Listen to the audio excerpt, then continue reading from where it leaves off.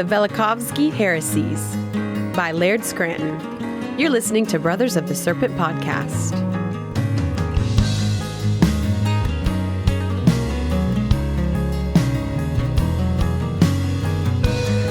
And welcome back, ladies and gentlemen, boys and girls, angels and demons, monsters and serpents, to Brothers of the Serpent podcast, episode 169, dudes. Coming to you not live from the 10 by 10 by 10 tangent cube of science, nestled amongst the dusty bones of an ancient seabed high atop the Edwards Plateau. So I think winter forgot about us down here in Texas. Yep, decided to get hot again. Yeah. And Kyle went on some super secret mission. What were you doing? Went to harvest some olive trees and process those olives and learn that entire process. And it's a guy who's managed to actually grow beautiful, huge olive trees in Texas. That's right. Which is like something that everybody says can't be done. In the hill country, yeah. And in the hill country, right. They're awesome. They're 20 years old and it's amazing. Yeah. Beautiful orchard. And he is kind of like, he's basically retired, but he's doing this because he just wants to do it. And he's like had to close down his tasting room and stuff because of COVID and everything. Yeah. And now he's just like, I'm tired of doing all that, but I still want the product to be used. Yeah. So he asked me if we would be interested in harvesting the olives that he has and processing them using all of his stuff. And then we basically pay for the product, in bulk, and then we can bottle it and label it. So were you processing on the last day you were there? Yeah. Oh, okay. Because you've seen the picking process before. You've seen the processing before? I have, but on a larger scale. Oh, okay. Right? The processing process, And this is processing for oil, right? We're not making table olives here. Yeah. Yeah, it's not for martinis. Yeah, so I mean, it's basically it runs through a hammer mill. No, yeah. And just makes this slurry pumice. Yeah. And then that goes and is just kind of mixed around slowly for a while. And then it goes into a centrifuge that separates the oil from everything else. Okay. So and the machine he has is like everything. It does it all. No, it's an all-in-one. You dump there's one other hopper that you put them in, and it blows all the leaves and sticks out of it, and then drops the olives into a basin of water and kind of stirring them around in there, and then they go up an auger. So they get kind of cleaned off, then they go up an auger into the hammer mill. Wow. Then that entire machine has the hammer mill and I can't remember what the other things are that just sit there and sort of slowly stir the pumice. Can't remember what that is. It's like an agitator? Yeah. I'm trying to think. Anyway. But that's all like one... It's one giant machine that has it all built in. So there's pumps all over it and hoses everywhere. And yeah. Does it also make a julienne fry? It does not break. But that was a long 3 days. And it was cool. It was cool learning the process. There's like some mechanical machines that you hold. It's got a long handle, and then at the end are these little, like, think of pitchforks, like two different pitchforks, and they're oscillating back and forth. Yeah. And they're sort of, anyway, you stick that thing into the tree and it just shakes it and drops all the olives off. You're kind of brushing it through the branches. So as it passes the areas of the branch that have the olives all over it. And you got nets down or something? Yeah, you put these nets all over the ground because this machine will throw them 30 feet. Oh, wow. So you cover the ground with these huge nets under the trees and then go along the trees that you've netted under and just shake all the olives off of them. Yeah. And then there's manual tools that are like little rakes, real fat toothed rakes, and you can hold them in your hand and just go along and rake, and it just rakes all the olives off. Oh, okay. And then you gather up the nets, dump that in a bin all day. Yeah. And you're on ladders and stuff. And how many trees does he have? A bunch. I don't know exactly how many, but it's It's awesome. Like you walk there are places in the orchard where you get in there and all you can see is trees. You know, and it's on it. There's some hills and stuff, and so you're looking, and the branches are real low in some cases, and the trunks are short. Like you got this fat trunk that's like 1.5 feet diameter, but it only goes up like 2 feet, and then it branches out into these bigger branches, and then they go up and branch out. So it's like really low trunk trees that are just real wide, 20 feet wide. Oh wow, okay, and just real lush. And so like you duck down and you can see along the orchard, and it's just it's awesome looking. I got some pictures, but cool. Yeah, he's done a really good job. Very successful. He obviously knows something we don't. Yeah, about growing olives. He's got some kind of secret. Yeah, we were kind of talking about that today. I was like, how did he do this? Yeah, I don't know. Because you have to. I mean, it's the freeze here that kills them, and we've had big trees that died from that too. So it isn't the size of the tree. Even the big ones die if it gets cold enough for long enough. Yeah. And he told me he had a degree in physical science. You know, so I don't know if that played a role in like just the way he thinks. Didn't he also tell you that all the scientists are full of shit? He doesn't like script arts. Yeah. Because they were telling. Yeah, I can't just come on the show and tell everybody how he did it, because I don't know. Of course. But even if I did learn, he wants me to sign an NDA. Yeah. So that's right. Which is why Laura told everybody on Twitter right after you.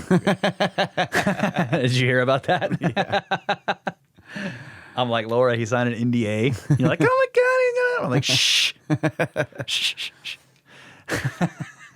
Well, we're not. There's no secret whatsoever that we're going to be bottling and labeling that oil. Yeah. And we're going to be putting the name of the ranch on there. Okay. Right? Yeah. I think it's just about the process. Yes. And that sort of, trade secrets. Right.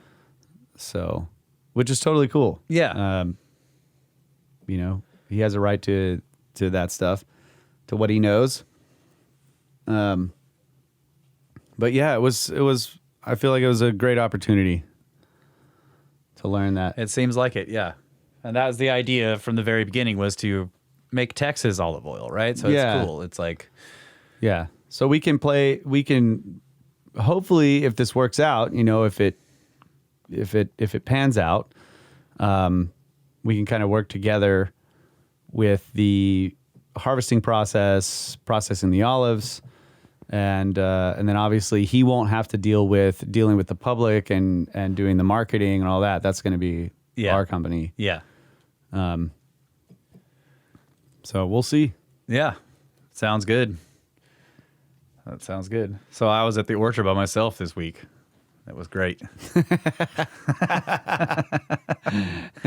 No one there but me. Reminded me of the old days. All right. Are you ready for Space Brother News? I am. All right. I think so. You got that button somewhere there? Space Brother News. Ladies and gentlemen, from NPR. Sunspot Genesis. 2 new sunspots are emerging in the sun's southern hemisphere. Both are small but growing rapidly. Readers with safe solar telescopes should point your optics to the sun to witness this sunspot genesis. This has been NPR, Space Weather News. Thank you, Russ. And now back to other news. Hold on, there's one more story. I'm just not going to do the NPR version. But I was listening to some old sods the other day, and somebody suggested in an email that I do Space Weather News like NPR. So I thought I'd give it a shot. Yeah. But something new is in the realm. Something new in the realm of sprites. So you guys know that the sprites, it's a form of lightning that's way up high, and they're like this weird, eerie red color. You know what I'm talking about? Mm-mm. Yeah. Look. Oh, wow. That's cool. They're called sprites. Never seen it. So, Frankie Lucena of Puerto Rico has made a discovery. Some jellyfish have feet. Jellyfish sprites, that is. On September 28th, I photographed an outburst of upward-directed lightning over the Caribbean, he says. Their jellyfish forms included something unusual. I call them feet.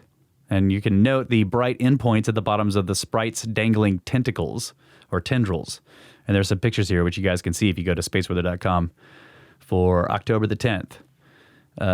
He says, this feature in a sprite event hasn't been documented yet, but Lucina has spent years documenting sprites in gigantic jets, which are another version of these very high atmospheric lightning events or electrical events, above electrical storms near Puerto Rico. After checking my database, I was only able to find 3 others that have this feature, so I compiled all 4 into a single image. My best guess is that the electrons were only able to propagate downward to a certain point, and they accumulate there, causing these tips of the tendrils to brighten. So that's very interesting. The sprites look really... They're kind of eerie. They look like giant glowing red jellyfish in the sky, and the bodies are real bright, but if you look closely, you can see these like electrical tendrils coming down from them. It's pretty creepy. Yeah, that is cool. Yeah. And let's see. Current conditions. Solar wind speed is a low 297.6 kilometers per second. The proton density is also low at 3.6 protons per cubic centimeter. 0 sunspots. Current spotless day stretch is 13.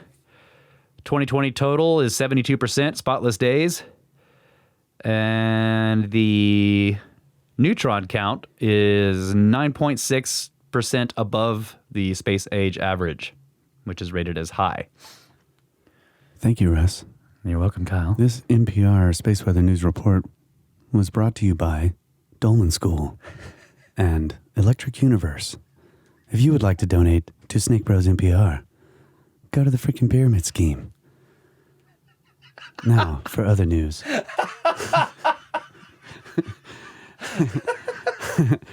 There's too much gold in the universe. No one knows where it came from. This is a story on Earth Mystery News by David Aragon. Aragon. Something is raining gold across the universe, but no one knows what it is. Here's the problem. Gold is an element, which means you can't make it through ordinary chemical reactions, though alchemists tried for centuries. To make the sparkly metal, you have to bind 79 protons and 118 neutrons together to form a single atomic nucleus. That's an intense nuclear fusion reaction. But such intense fusion doesn't happen frequently enough, at least not nearby, to make the giant trove of gold we find on Earth and elsewhere in the solar system. And a new study has found the most commonly theorized origin of gold, collisions between neutron stars, can't explain gold's abundance either. Yeah. What? So where's the gold coming from? There are some other possibilities, including supernovas, so intense they turn a star inside out. Unfortunately, even such strange phenomena can't explain how blinged out the local universe is. Blinged. Blinged? Oh, yeah, blinged. It looks like blinged. Yeah. The universe got a lot of bling, buddy. Okay. Good grief. Okay, even such strange phenomena can't explain how blinged out the local universe is, the new study finds. Jeez. Good. Neutron star collisions build gold by briefly smashing protons and neutrons together into atomic nuclei, then spewing those newly bound heavy nuclei across space.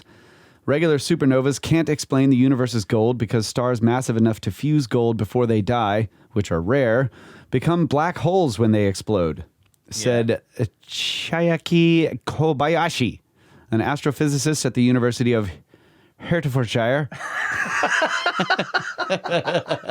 in the United Kingdom and lead author of the new study. And in a regular supernova, that gold gets sucked into the black hole.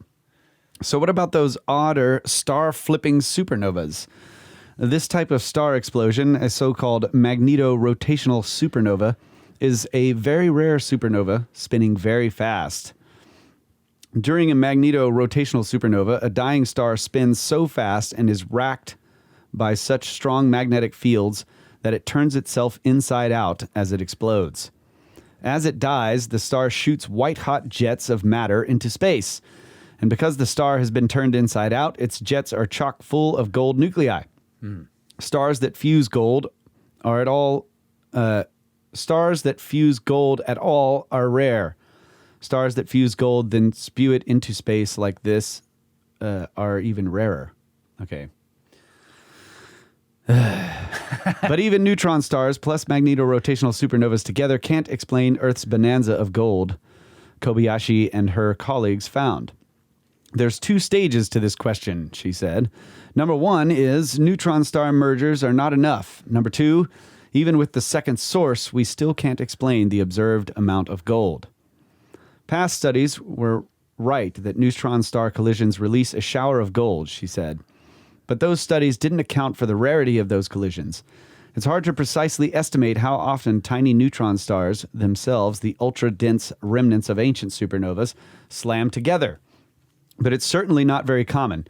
Scientists have seen it happen only once. Even rough estimates show they don't collide nearly often enough to have produced all the gold found in the solar system, Kobayashi and her co-authors found.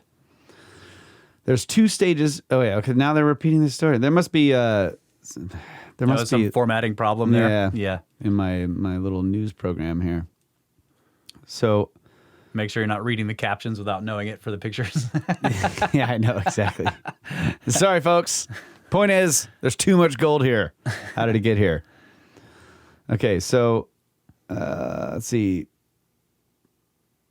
Kobayashi and her new colleagues' new paper, published September 15th in the Astrophysical Journal, has one big advantage. It's extremely thorough, and the researchers pored over a mountain of data and plugged it into robust models of how the galaxy evolves and produces new chemicals.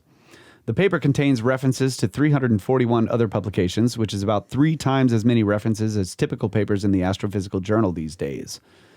Pulling all that data together in a useful way amounts to a Herculean effort. Using this approach, the authors were able to explain the formation of atoms as light carbon-12 and as heavy as uranium-238.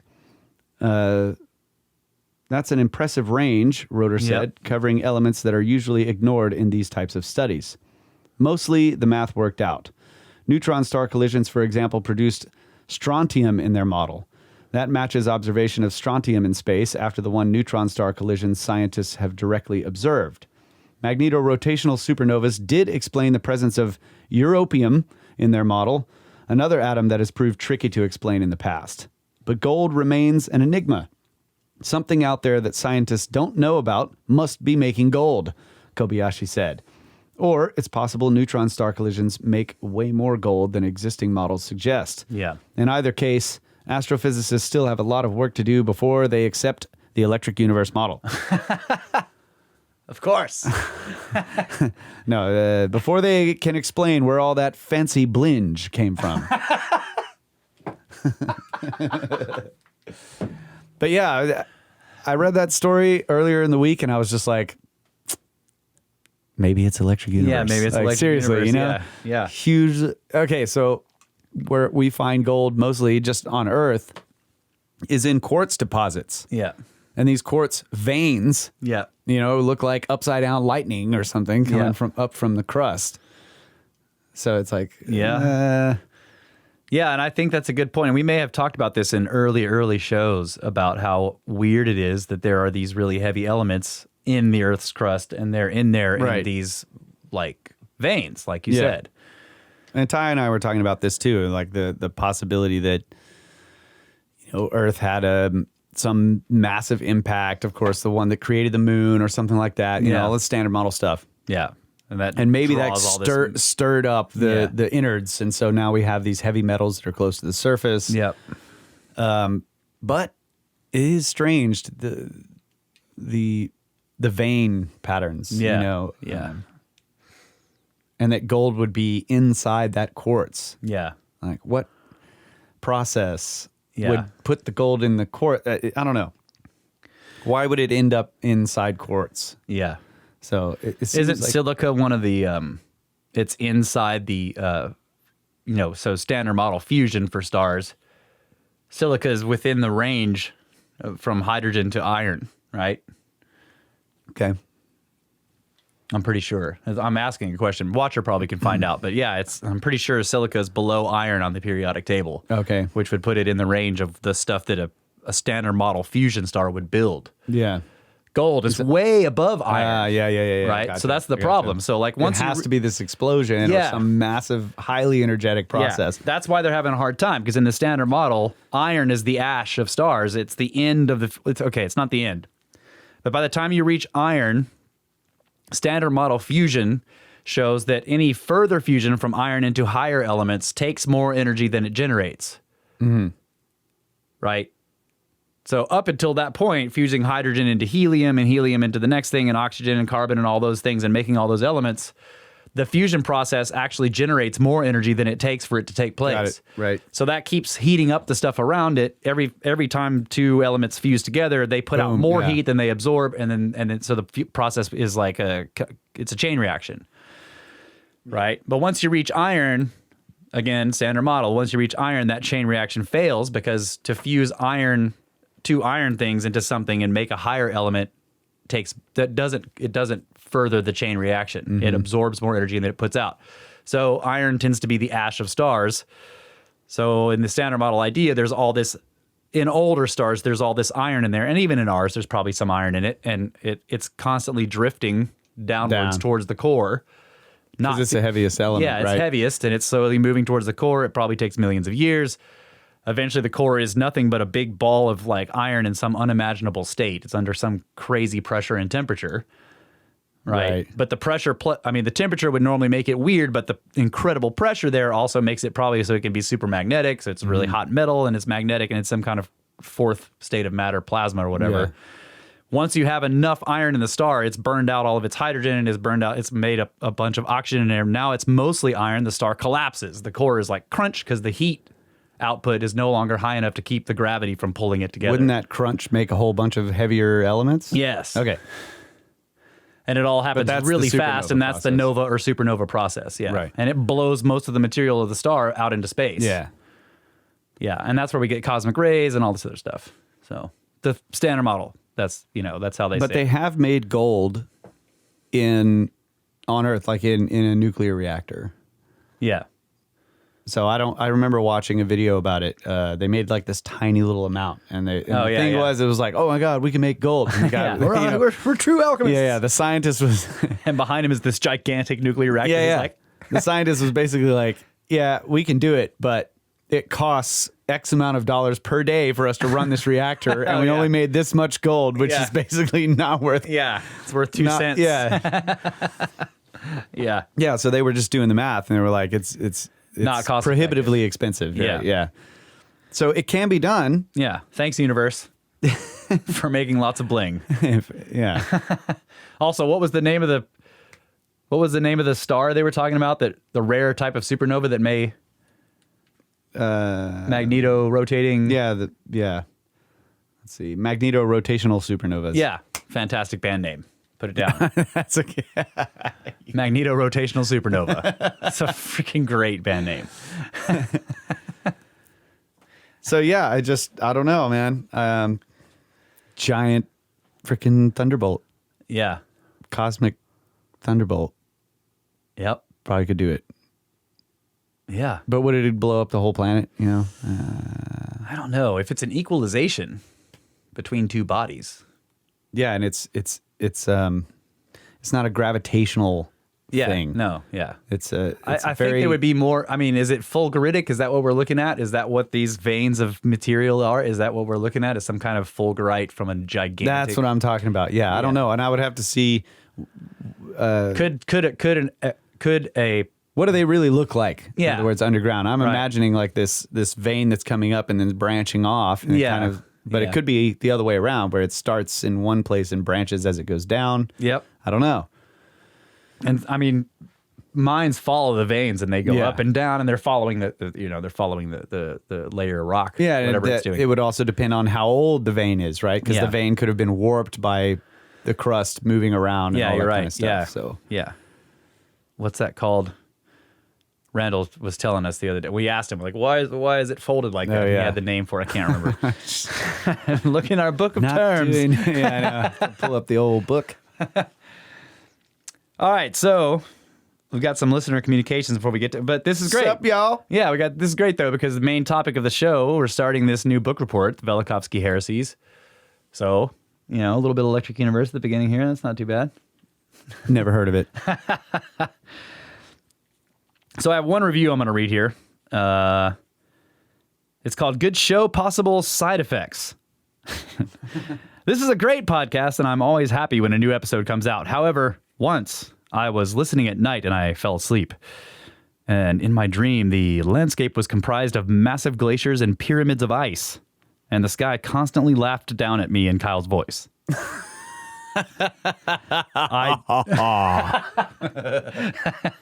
I don't remember all the details, but I woke up after trying to outrun a firestorm of rogue asteroids. Anyway, keep on slithering snakes from Plasma 987.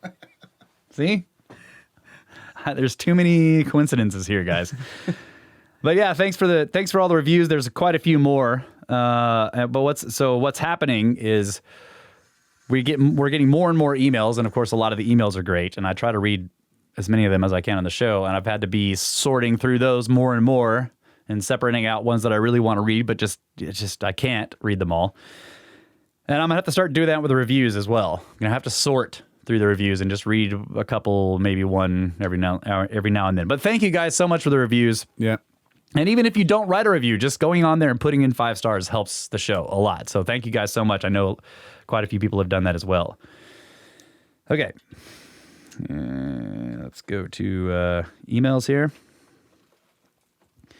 All right, this first one, and we've got a backlog of these as well. So this first one is called episode number 164, final segment, Frequencies in Sight and Sound. I think the way you say this is Salcido. What do you think? Is that Salcido? Yeah, Salcido Media. Says, hello. In the last segment of episode 164, the bonus communications episode. Oh yeah, the bonus-ode. Kyle started talking about frequencies and sound and sight, and how we hear not only the sounds generated by objects like a trumpet, but the sounds of that trumpet's frequencies interacting with the objects and the room around it. You even mentioned how much we can hear if we really try. I agree and can definitely confirm this. I found this interesting because as someone who is legally blind, I have had to learn how to listen to everything, and my ears have become more sensitive as well. This means that not only can I hear the sounds generated by musicians in a live band, but I can hear how these sounds interact with my surroundings. Yes. I have family members who are and have been part of local rock bands over the years. I don't know if this sounds weird, and I can't offer any proof, but I'm sure it's a thing, and that other people who are used to listening closely to things could probably say the same thing. I am still catching up on past episodes, so much to listen to in so little time, LOL, but I love the show. It has been a lot of fun chatting with you all in the Discord server as well, so thank you for everything you do. Awesome. Yeah, and that is their Discord name, Salcido Media. So yeah, say what's up to them in there. They're in there quite often. And yes, I agree that if you learn to pay attention to what your ears are telling you, they are, for those of us who rely more on sight, right? The ears are telling us a lot more than we usually pay attention to. Yeah. Kyle has learned, obviously, to listen more to what his ears are saying, which is a kind of a weird thing, weird way to put it. But yeah. I've learned to listen to my ears. Yeah. You guys get what I'm saying. But yes, I've also heard that people with, obviously people who have impaired sight are able to still build world pictures using the information that their ears are telling them. I think that's fascinating. And then, of course, my brain says, well, what does that look like? And I'm like, wrong question, right? That's the wrong way to say it. But that's just what happens with those of us who rely on our sight too much. Okay, so we got one from Henry. This one's called Gods of Eden. He says, hey guys and gal, now, just finished the Gods of Eden series. So good. Wanted to throw some thoughts out there while it's fresh on my mind. First, Knights of Malta and the Sovereign Order of St. John. That is a crazy rabbit hole. Look into the work of Steven Snyder, a.k.a. Recluse. He has an amazing blog, and he gives me the link here. It's visupview.blogspot.com. That has a wealth of info on, as he describes it, parapolitics and high strangeness. Cannot recommend enough to get a more thorough understanding of secret societies and how they are working today. He also has a podcast called The Farm Podcast. He really gets into the UFO stuff and MK Ultra and how it's all tied to these secret societies and the military and intelligence agencies. What I really love about his stuff is that there's pretty limited speculation. It's all sourced from credible documents, and he has great researchers on. It's incredibly informative. Also, the Discord chat is so great. Wish I had more time to be on there, but so stoked that it's available. I've also been going through some of the back catalog that I've missed, and just wanted to tell you again how much I appreciate the work you guys are doing. I love how many people are tuning in and discovering you guys. The amount of different perspectives you give is truly valuable in this world of increasing groupthink. Keep lighting that fire. I sent a 1-up box a week or so ago. Hope you dig it. Bunch of new prints and stuff. Least I could do for all the content. Thanks to you. Snakes! Yeah, buddy. And he says, P.S. If Laura needs help with any of the online sales stuff, tell her to hit me up. I've been doing the online sales things for years now, so probably could quickly go over any questions about that stuff she might have about printers or shipping methods or websites, etc. Oh, cool. Cool, man. Thank you. And yeah, man, those prints are great. Oh, yeah. I'm going to have to... Yeah. I just gave Soul one of the stickers. He was like, I got a sticker! He ran out of the cube. But yeah, they're beautiful. And I think we talked about them on the... Yeah. Dolmens. That's right. Oh, and the show art for this show. For this show, and for probably I'll be using them for the rest of the Velikovsky Heresies series, is also Henry's work, if you guys can't tell, which you should be able to now. His style is very distinctive. So yeah, thanks to him. He sent an email with a couple of different possibilities for show art, and I was like, dude, we're going to use this one for the next book report. So thanks, man. All right, this one's from Kevin, who is Butt Flapperton in the Discord. Hey, what's up, buddy? He says, hello, Snakes. Was listening to the Oopout project, and Kyle mentioned that the shafts may have had a purpose during construction.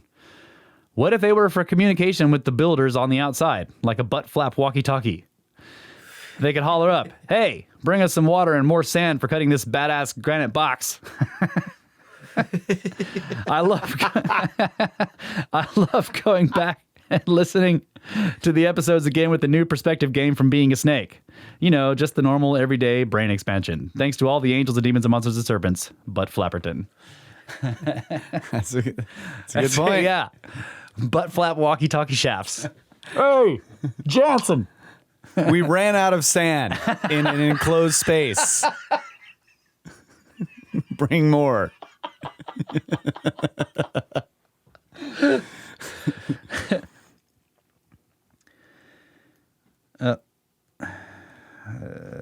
Okay. This one is called Thank You Guys from Chris. Says, hey, Snake Bros, thank you so much for reading my Snake Bro Bohemian Rhapsody song on the show. Remember that? The Snake Bohemian Rhapsody? Yes. Which I was too much of a wuss to try to sing the whole thing. I should have done it. I listened to it like 5 times. Haha. You really made me smile. I have some follow-up questions from past episodes. 1. Did your friends find actual diamonds in the diamond mine? I still don't know. I haven't heard anything. Because what they did was they collected a whole bunch of stuff, but it was all covered in mud. Oh, yeah.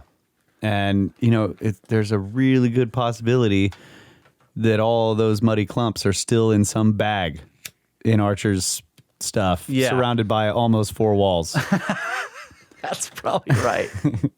We have this thing about Archer's garage where you go in there and he's got all these projects going, and, you know, 5 years ago when he started this one project, it was all that was the big project. It was out in the garage, out in the open. Well, now it has like 2 walls of other stuff built, stacked up, and it's kind of getting walled in.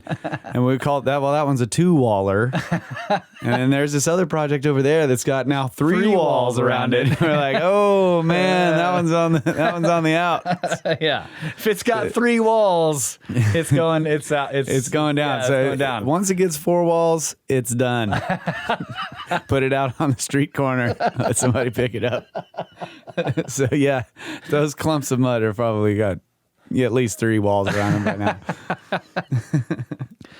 2, did you ever get out to the rock wall in Rockwall, Texas? No, we haven't yet. Still need to do that. Didn't Yeah, I recently had I say recently, it was a couple months ago. Patty Canup sent me an email, touch base, and I was like, oh. And she was asking how to get that episode, so I gave her some links. Oh, okay, great. But yeah, I mean, yeah, we still need to go up there. She was in contact with us for a while, and then all this, she's got stuff she's doing too. So we would lose contact with her, and then she would get back in contact with us. So eventually we'll try to get up there, but not right now. Obviously, we got to wait for all this stuff to be over before we can do that. 3, were any of your olive trees bonsai worthy? Oh, this is the bonsai tree? Oh, wait, no. And he's asking questions. Yeah. We don't know. Yeah. Tried to, well, not anymore. I'll just say that. Yeah. They're gone. They're all gone. That's right. That's enough said. Did you ever get any Johnson gauge blocks? No. No, we haven't done that either. Yeah. Man. I was going to tell you that the answers to all of these questions was no, but I wasn't sure about the first one. And he says, sincerely, Space Ramen Shaman. So, yeah, thanks, buddy. Looks like there's a lot of stuff we want to do and we don't do it. So, haven't done it yet. What's up next here? Okay. I'd say, goal number 1 is going to pyramids. So yeah, that's a big goal. That's Can't right. do that.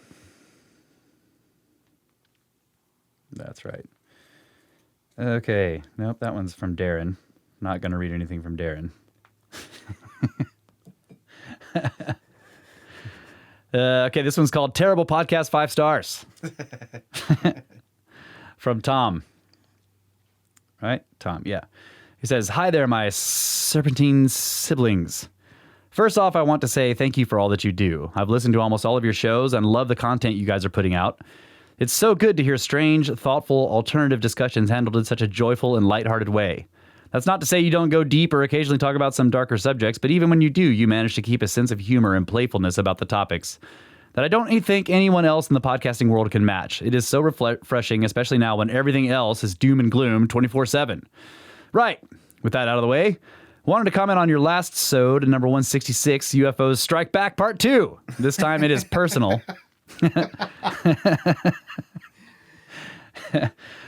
I'm listening to it right now and had to pause when Marty mentioned the story of Juan Perez and his experiences. I have never, as far as I know, been abducted or had any close encounter type experience, but having said that, I do often have fairly lucid dreams, and throughout my life have dreamed about what would probably be considered a UFO type contact event. I guess if I had to try to put a number to it, I'd probably say that I've had no more than 10 to 15 really vivid UFO type dreams, almost always seeing them from the ground buzzing around in the sky. Occasionally they are seen by the other people in my dreams as well, but often it's just me staring up at these vast ships. Sometimes they can be miles wide as they fly through the clouds. It's usually night or dark in my dreams when this happens, which is odd because I think most of my dreams are set during the day. There's always a sense of finally, as if some kind of long-awaited event is taking place. Dude, I have had that exact same dream. I only remember one, but it's the same deal. They were just enormous. And I remember in the dream that the clearest picture I have, I don't remember anything else about the dream, but the clearest picture I have of it is I looked up and the sky was just filled with vast, enormous craft. And I was like, finally. It was the same exact sensation. That's cool.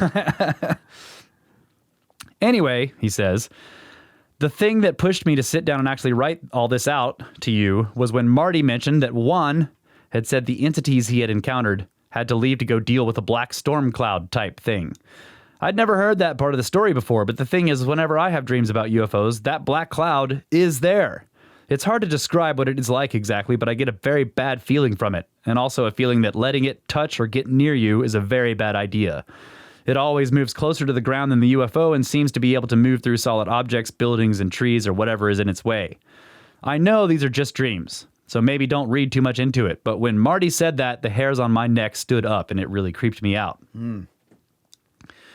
And he says, edit. So I carried on listening and then I had to come back and add a little bit extra after hearing all that you said about dreams. Now I'm wondering if there isn't maybe a little more to my experience after all. Yes. I'm going to have to do a bit more research into the Greek idea you mentioned about different gates the dreams come through. Have you guys ever done a full sode on lucid dreaming?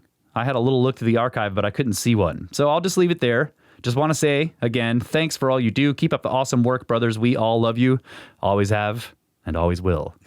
Oh, man, warm and fuzzies. But yeah, dude, I would say that the dreams, if you're having recurring dreams like that, I would say that they're probably important. They are coming through the gate of Horn. Yeah. And, when they're intense and when you wake up and you just have this sensation, you're just like, okay, that was important. I think that you pay attention to that. I'm not sure anybody can say any more than that either. But I'm lying awake. I'm awake in a lie. yeah, there you go. I've always put a lot into the dreams, man. I think they're... when I learned about the horn and ivory idea, it made so much sense to me because, yes, in my experience, when I wake up, I know, and I always have known when the dream was the way before I knew about that concept, I'm like, okay, that dream was real. Yeah. Not real as in like this earth or this realm, but real in some way. It was true.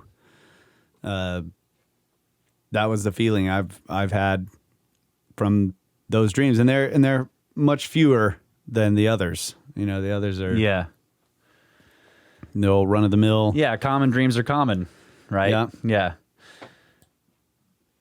And I love the part in that documentary. What was it called? Witness of Another World. Yeah. Where the tribes people were saying that it's not just one dream or the other dream, but bits and pieces that can be interwoven. Yeah. There can be all this. And I've gotten that sense too. I'm like, oh man, like so much of this was just BS. But then there was this one part that was like, okay, what? Something real happened here. Yes. Yeah. Yeah. I put a lot of stock in them. I don't know what they mean, but they stick with me. And, I've made decisions about in life based on my dreams. That's right. So, and we haven't done a full episode on lucid dreaming, but maybe we will someday, probably if we get somebody on, a guest who knows about it, because I don't, Yeah, same here. I've tried to do it. Never really succeeded, really. But there are people out there who have and have done it a lot and have written about it. So maybe we can get somebody on who can speak lucidly on the topic. Yes. We're coming up on time too, so. All right. Well, I'll just finish the emails and then we'll get to the book. All right. Yeah. Actually, we're way over, but that's okay. Yeah. All right. This one's called Socrates, the conspiracy theorist. That's probably not, I don't think he meant it to say so great, but From King Totally. Dearest Serpents, something was emphasized in the Socrates episode that resonated with me beyond the discussion. Near the end, the point regarding how the myths usually began was mentioned. How Socrates would say things like, picture, if you will, or this is the story of, which was quite different to the way he pitched Atlantis. When speaking of Atlantis, he made sure to communicate exactly how he came to know the tale. The point was made, and I agree, was that this could be proof that Socrates was not spinning a yarn or posing a radical thought experiment. So then let's say that we take this as truth. Socrates, to me, sounds like the OG conspiracy theorist. And while I hate using a proven CIA-motivated description for any person conveying a line of thinking that is in direct opposition to the compelled narrative, it's an easy title we all understand, and those of us who slither know how to laugh at ourselves anyway. Why do I think Socrates was a conspiracy theorist? Anytime I have ever attempted to relay controversial information to someone who typically doesn't worry about anything beyond their Instagram filters, I tend to interject as many sources as I possibly can because I know full well how it will be taken. Socrates was making damn sure he stated his sources. He already knew his audience would either reject it or confuse it and blend it with many confusing hypotheticals. I've never seen any paintings of Socrates wearing a tinfoil hat, but we all know how trustworthy written history is. On a separate note, I think what you're doing with the Discord and how interactive it has proven to be is one of the most important parts of your show. The fact that you are not only interacting with fans, but bringing them on when necessary speaks volumes about who you guys are and also what this group has the potential to become. That characteristic itself has put the SnakeBros into a category of its own amongst other podcasts. And naturally, that unique quality will draw more unknowing snakes into the pit. You did this, and we're all part of it now. Back to work. The one and only King Totally. I guess. Oh, man, thank you. And yeah, old Socrates, I think maybe you mean Plato, but still, the point is well taken. Because it was Critias, right? Yeah. That was telling Socrates about this, and it was Plato who was writing it all down. But yes, I think you're right. Maybe Plato was the original OG, old gangsta conspiracy theorist. All right, this one is from James. He says, you guys have saved my sanity during this COVID thing. It has been interesting from a production perspective, watching you guys refine your craft and define your style. I have done and redone your entire catalog. Besides being immensely entertaining, I've learned many things, and I am truly enjoying being in the Discord. So much now that I am sending you a portal next time I come to town. Y'all rock. Snakes! And he says, P.S. This is Paleo Ho. That's his name in the Discord. Ho as in, he's found a stone hoe. Yes. Yeah. Paleo Ho. Paleo Ho. And last one here. This is a comment on episode 168, Saudi Arabia and the Mountain of Moses. It says, first, I want to say you guys are awesome. This show was so much fun to listen to, and I had a really good time pulling up maps on my phone while listening to see where he was talking about. Second, you totally suck because I was at work and basically got nothing done. Love the show. From John.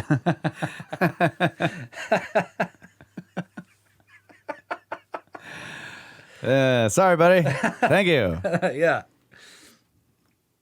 All right. Thank you guys so much. And hey, if you sent us an email and it didn't get read, keep sending them. I can't read them all.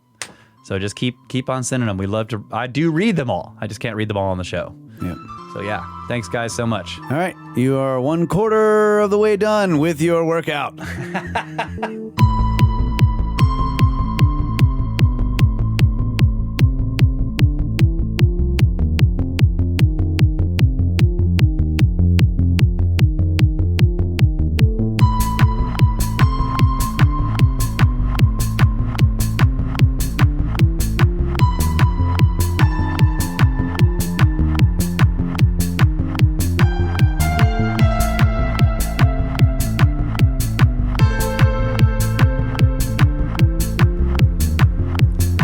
And we are back, ladies and gentlemen, the fastest 2 hours in podcasting, Brothers of the Serpent podcast.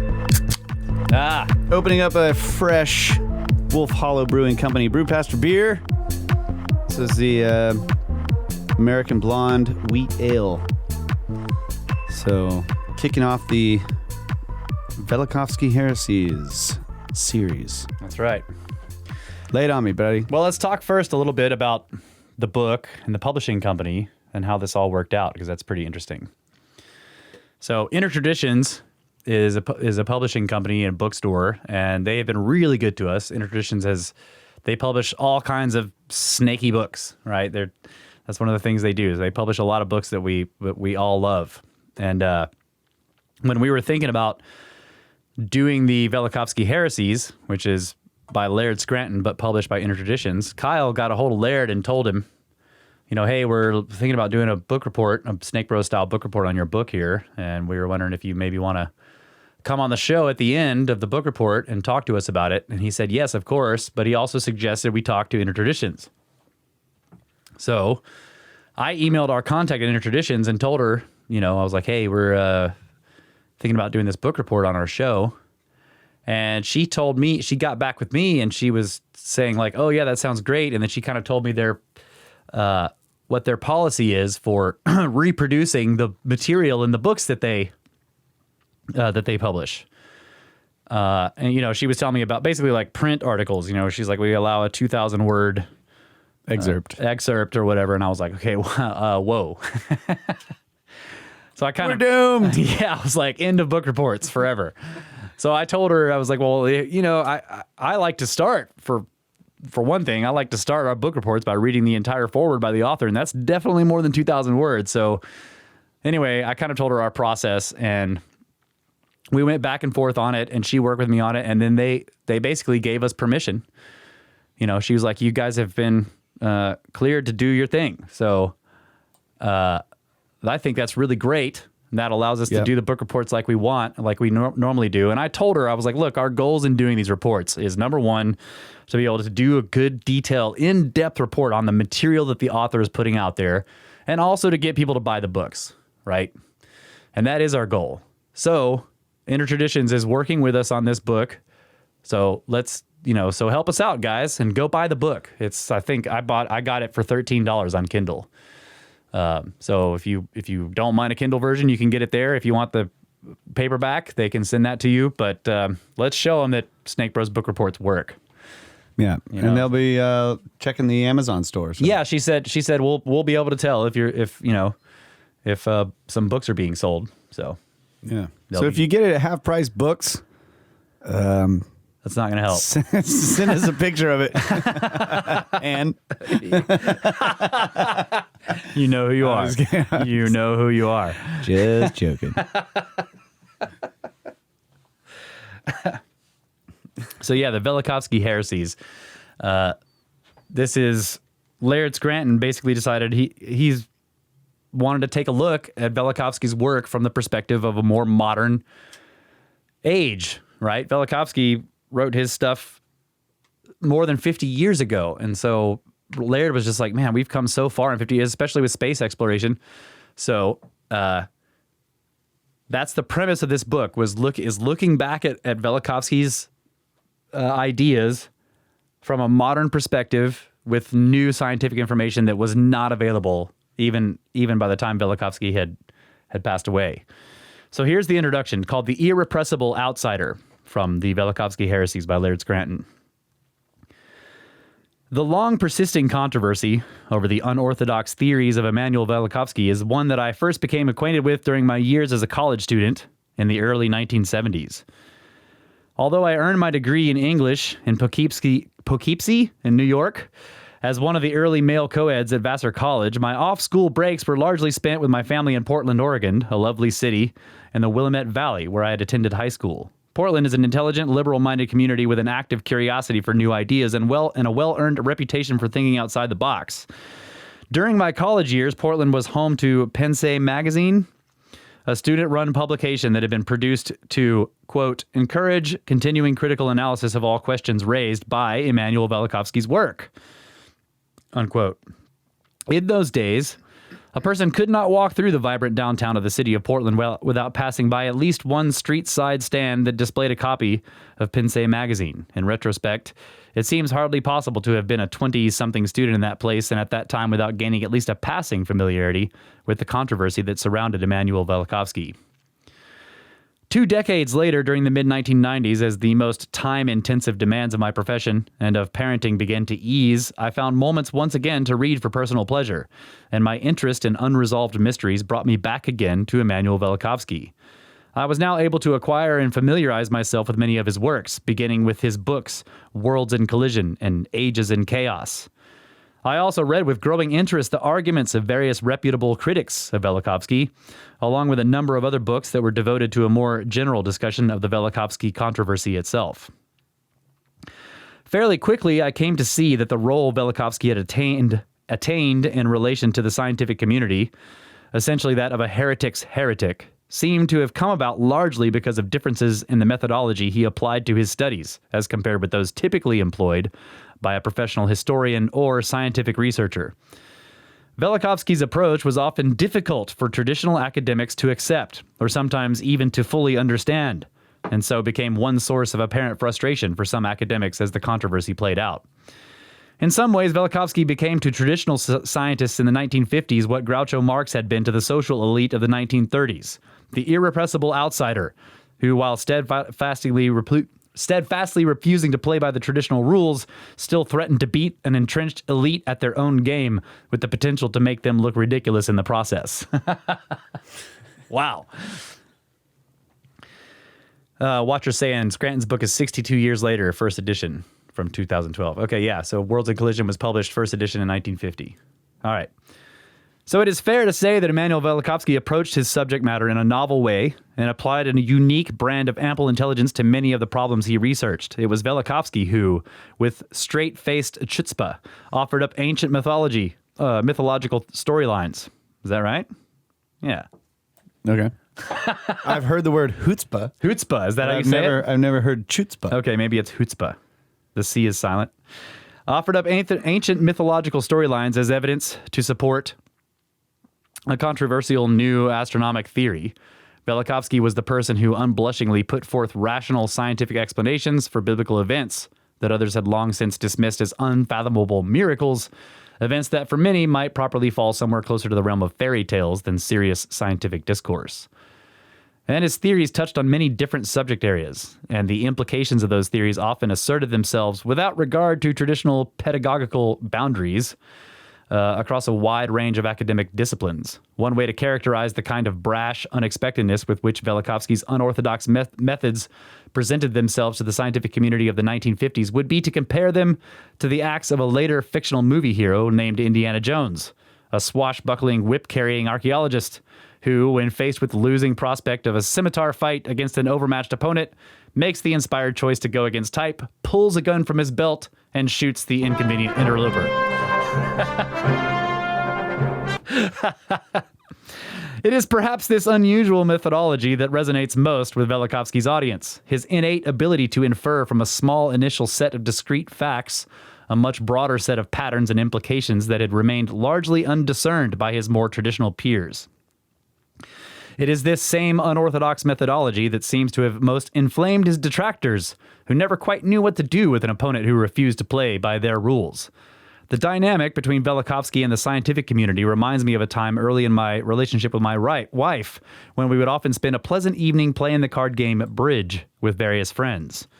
Bridge is a game of skill that is often conducted by serious players according to a system of complicated rules. Each round of play is preceded by a prerequisite round of bidding, and when executed properly, each bid carries with it levels of meaning that may not be immediately obvious to the unsophisticated observer. Nonetheless, for a serious bridge player, these bids often imply to his or her partner information about the number of face cards and the relative strength of various suits that exist in the bidder's hand. My wife and I, on the other hand, had always adopted a very straightforward, above-board approach to the game, in which a one-spade bid simply implied that one of us believed we could negotiate a contract of one trick above book, with the suit of spades declared as trump. This approach, which worked quite well for our purposes, had a way of wreaking havoc with the sensibilities of the other players around us, whose impulse was to look for deeper symbolism in our bids. That's cool. Another reason for my interest in Velikovsky's unorthodox methodology is that it resonates with my own professional mindset. As an independent software designer and troubleshooter, my job typically requires me to analyze some aspect of a client company's complex, mission-critical business software and then, typically on a short time frame, make a significant change to it.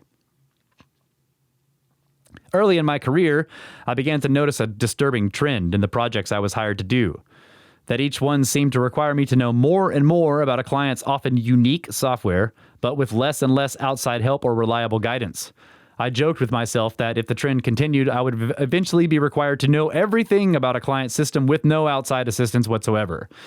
In order to accomplish this, and without the luxury of sufficient time to learn all the critical aspects of the system I was about to modify, I needed to develop analytical techniques that would, on the basis of a small number of known facts and a broad overview of how business software typically works, point me in the right direction to make my changes. I think of these techniques as ways of knowing without knowing, and I can see similar techniques at work in Velikovsky's methodology. For me, there is a fundamental difference between the way a programmer and a scientist looks at the world. For most scientists, a 5% chance that a theory could be wrong is sufficient reason to cast doubt on the approach, while for me as a programmer, a 60% likelihood that a theory is right can often be ample reason to actively pursue it. While a good scientist typically works forward through a complicated theory in incremental steps, each based on carefully quantified facts, I tend to begin with a set of core facts or observations and move forward from these in much larger steps, making some choices based on approximation, probability, and inference. This difference in approach is well illustrated by a technique that was suggested to me as a grade school student when I was first introduced to a dictionary as a research tool. If you want to look up the dictionary entry for the word flicker, you could start by leafing through the book from front to back until you come to words beginning with F, then continue forward a page at a time until you eventually find the word flicker. On the other hand, you could choose to begin at the F tab of the dictionary, and then estimating that words beginning with FL will likely fall somewhere beyond a third of the way into the F section, continue your search partway through that section, moving forward or backwards in increments until you find the entry. Either approach will ultimately bring you to the correct page, but for me, the second approach represents a much more effective way of getting there. This method is similar to a programming technique called a binary search, in which a programmer divides a set of sorted, searchable material in two, disregards the half that he knows does not contain his entry, and then continues the search using only the remaining half, which he again divides in two. The technique allows a computer program to locate one specific record out of perhaps millions with only a very small number of actual inquiries. Another difference in methodology between a typical scientist and Velikovsky's approaches to science is found in the way that known facts are seen to relate to one another. For example, a scientist, given the value of pi and the radius of a circle, will quickly realize that he can derive other useful information from those initial facts, such as the circumference of the circle. However, when faced with two different contemporaneous ancient cultures from different regions of the globe, who are known to have made the very same extraordinary claim about the unusual appearance of the planet Venus, these same scientists somehow fail to notice that important additional information can also be derived from the mere concurrence of those statements, namely that something unusual must certainly have been happening to Venus in ancient times in order to have precipitated these matching reports. Yeah. One long-standing complaint I have with modern scientific discourse in general as it pertains to unorthodox theories such as Velikovsky's involves the concept of coincidence. Meaningless coincidences can be a professional hazard for any theorist, orthodox or heretical, and the ability to distinguish between the meaningful interrelationship of two events and the less meaningful coincidence of two disconnected events becomes an important skill. My complaint comes in response to an apparent double standard that often seems to be applied when evaluating unorthodox theories. For example, there would likely be little tolerance from traditional astronomers if I were to argue that single star systems must actually be the rule in the universe, and that the preponderance of binary star systems must be a mere coincidence. Clearly, there are far too many counterexamples to justify my view. I would expect even less tolerance if the validity of my theory depended on two or more coincidences. For me, a good rule of thumb has always been that the need to invoke two levels of compounding coincidence is usually enough to disqualify a theory from consideration. However, in cases like the Velikovsky controversy, in which a growing number of predictive aspects of his theory have seemingly proved to be correct over the course of several decades, traditional astronomers have seemed to have developed an unreasonably high tolerance for coincidence as a theory of last recourse by which to explain this away. I like that. Yeah. They do that. It's coincidental, you know. Or he says later that, oh yeah, well maybe he got it right, but he totally got there the wrong way. That's the other thing they say. Another aspect of Velikovsky's theory that for me ultimately works in his favor is the sheer tenacity with which certain key aspects of the theory have resisted outright disproof.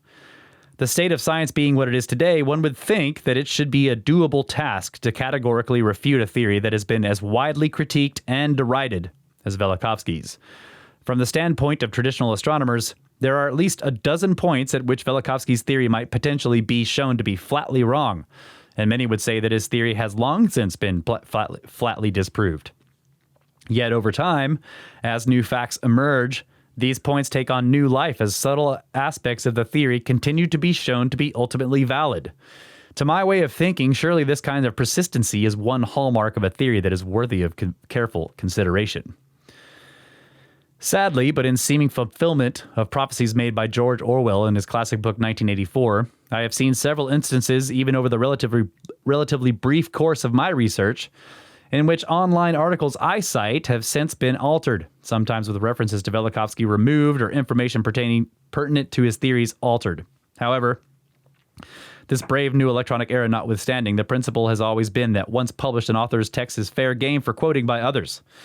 This holds true historically even for texts that have since passed out of existence, such as a certain ancient Greek texts, which we can now only quote secondhand based on references to some other Greek author. What this means, as with all online postings, is that the reader should be aware that some internet references may have changed or perhaps been outright removed since they were originally quoted. In the name of a rapidly failing ethic of intellectual integrity and cultural sanity, I steadfastly affirm that any statement included here has been fairly and accurately quoted from the internet articles cited as they appeared at the time of the quoting. So that's the intro. That's great. Yep. Laying down a pretty solid argument already. Yeah. And it's taste this beer. Oh yeah, you got to. I already finished mine. Oh man, We split it. I didn't just slam that entire beer by myself. Yeah. It was delicious. But yeah, we see that same thing with the, all the coincidences that they want to say, it's just coincidence. Yeah. High tolerance for coincidences. Yeah. High tolerance for We coincidence. see that with the, the Comet Research Group and Yep. these ideas about different theories of how things worked, or uniformitarianism and versus catastrophism, et cetera, et cetera. Yeah, and there's plenty of ancient civilization coincidences too. Well, they all built pyramids because that was just it was the easiest way to stack up blocks, man. Yep. It's just a coincidence. It's everywhere. The isolationists really don't like the diffusionist ideas, right? So they want to say that any appearance of similarity between disparate cultures spread across the globe in ancient times is just coincidence. Yeah. Okay. Chapter 1. Sorry, I got something stuck in my throat. I don't know what's going on. I know. Need more beer. Okay. Chapter 1, Worlds in Collision, and the firestorm it created. In 1950, a Russian-born psychoanalyst named Immanuel Velikovsky published a wildly popular, hugely controversial book called Worlds in Collision. Even before its release, public reaction to various promotional summaries and early critical reviews assured that the book, in which Velikovsky proposed that there had been great planetary upheaval within our solar system during historical times, was likely to cause a firestorm of controversy among the scientific community. Although Immanuel Velikovsky had no credentials as a trained astronomer, his academic background, his reputation, political associations, and professional standing were such that the scientific community could not realistically afford to simply ignore his book.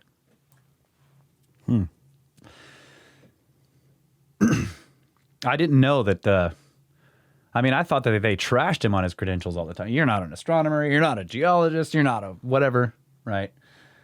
But I guess Laird is explaining that he had enough of an academic reputation and background that they couldn't just... And I obviously, so when we do these book reports, I don't read everything. But he does tell you in here, he's like, look, he wrote all these papers. He was very well respected in his field. He predicted some brainwave stuff that was way later proven to be true. So the guy was, the dude knew what he was doing. Okay, so Velikovsky's manuscript for Worlds in Collision was submitted to and rejected by 8 different publishing houses before it was ultimately accepted and published by Macmillan and Company in 1950. As early reviews of the book came to suggest, soon after publication, Worlds in Collision became the catalyst for a fierce intellectual debate, one as intense as any in recent memory. Perhaps the first point of upset for many scientists regarding Worlds in Collision was that a non-scientist, a doctor of psychiatry who had also developed an abiding interest in ancient studies, could have the sheer audacity to offer obscure references from ancient myths and texts as serious evidence to support what most considered to be a radical astronomical theory. Yeah. Velikovsky's sources, which seemed clearly unorthodox when offered as evidence in an astronomical setting, were not only unfamiliar to most of these scientists, but also were largely seen by them as having little more scientific validity than a child's fairy tale. Nor did it help Velikovsky's case that he expressed views in his book that ran directly counter to the conventional scientific wisdom of the day. Moreover, Many of the predictive statements, or as Velikovsky preferred to call them, advanced claims or prognostications, that Velikovsky cited as logical consequences of his theory were deemed by traditional scientists to be flatly impossible. Another likely reason for the intensity of the reaction to Worlds in Collision was that the book committed what amounted to an inexcusable faux pas in 1950. Both its thesis and its author brazenly dared to cross the invisible boundaries that are traditionally observed between a number of different academic disciplines. In doing so, Velikovsky may have thrown many scholars within those disciplines off balance by essentially challenging many of their key assumptions on the basis of evidence that was drawn from fields other than their own. I think this is really important. Astronomers of the day were not accustomed to having to give account for themselves or their theories to historians. Nor were they inclined to accept fragmentary testimony or ancient references that had been obscured by the sands of time and framed in some archaic language on the same footing as traditional empirical scientific evidence. Consequently, few may have known quite how to respond to what they saw as an unorthodox attack on their field of study, or felt up to the more challenging task of trying to definitively refute Velikovsky's broader theory, portions of which may have fallen outside of their own field. Yeah, so as an astronomer, a classic astronomer, you're not used to having to defend yourself against a guy who's using ancient texts for references. Right? Yeah. Like, wait a minute. Not only is it an ancient text, it's in some other ancient archaic language that no one speaks anymore. You know, how do you even start to refute that? In Worlds in Collision, at its simplest, Velikovsky posited, based on statements and observations extracted from written texts, myths, words, and engraved artifacts of ancient cultures from around the globe, that, contrary to prevailing scientific belief, the planet Venus, which is thought by traditional scientists to be billions of years old, must be a relatively recent addition to our family of planets. Furthermore, he proposed that Venus had made its first appearance in our solar system a mere 3,500 years ago, around 1500 BCE, and it then behaved not as we would expect a planet to behave, but rather like a brilliant comet. Venus was described by several ancient cultures as having a long tail, or beard, and was said to have brightened the entire heavens, moving erratically across the sky and creating havoc for centuries prior to settling down into its familiar role as one of the most orderly planets in the solar system. A tail or beard. Yeah.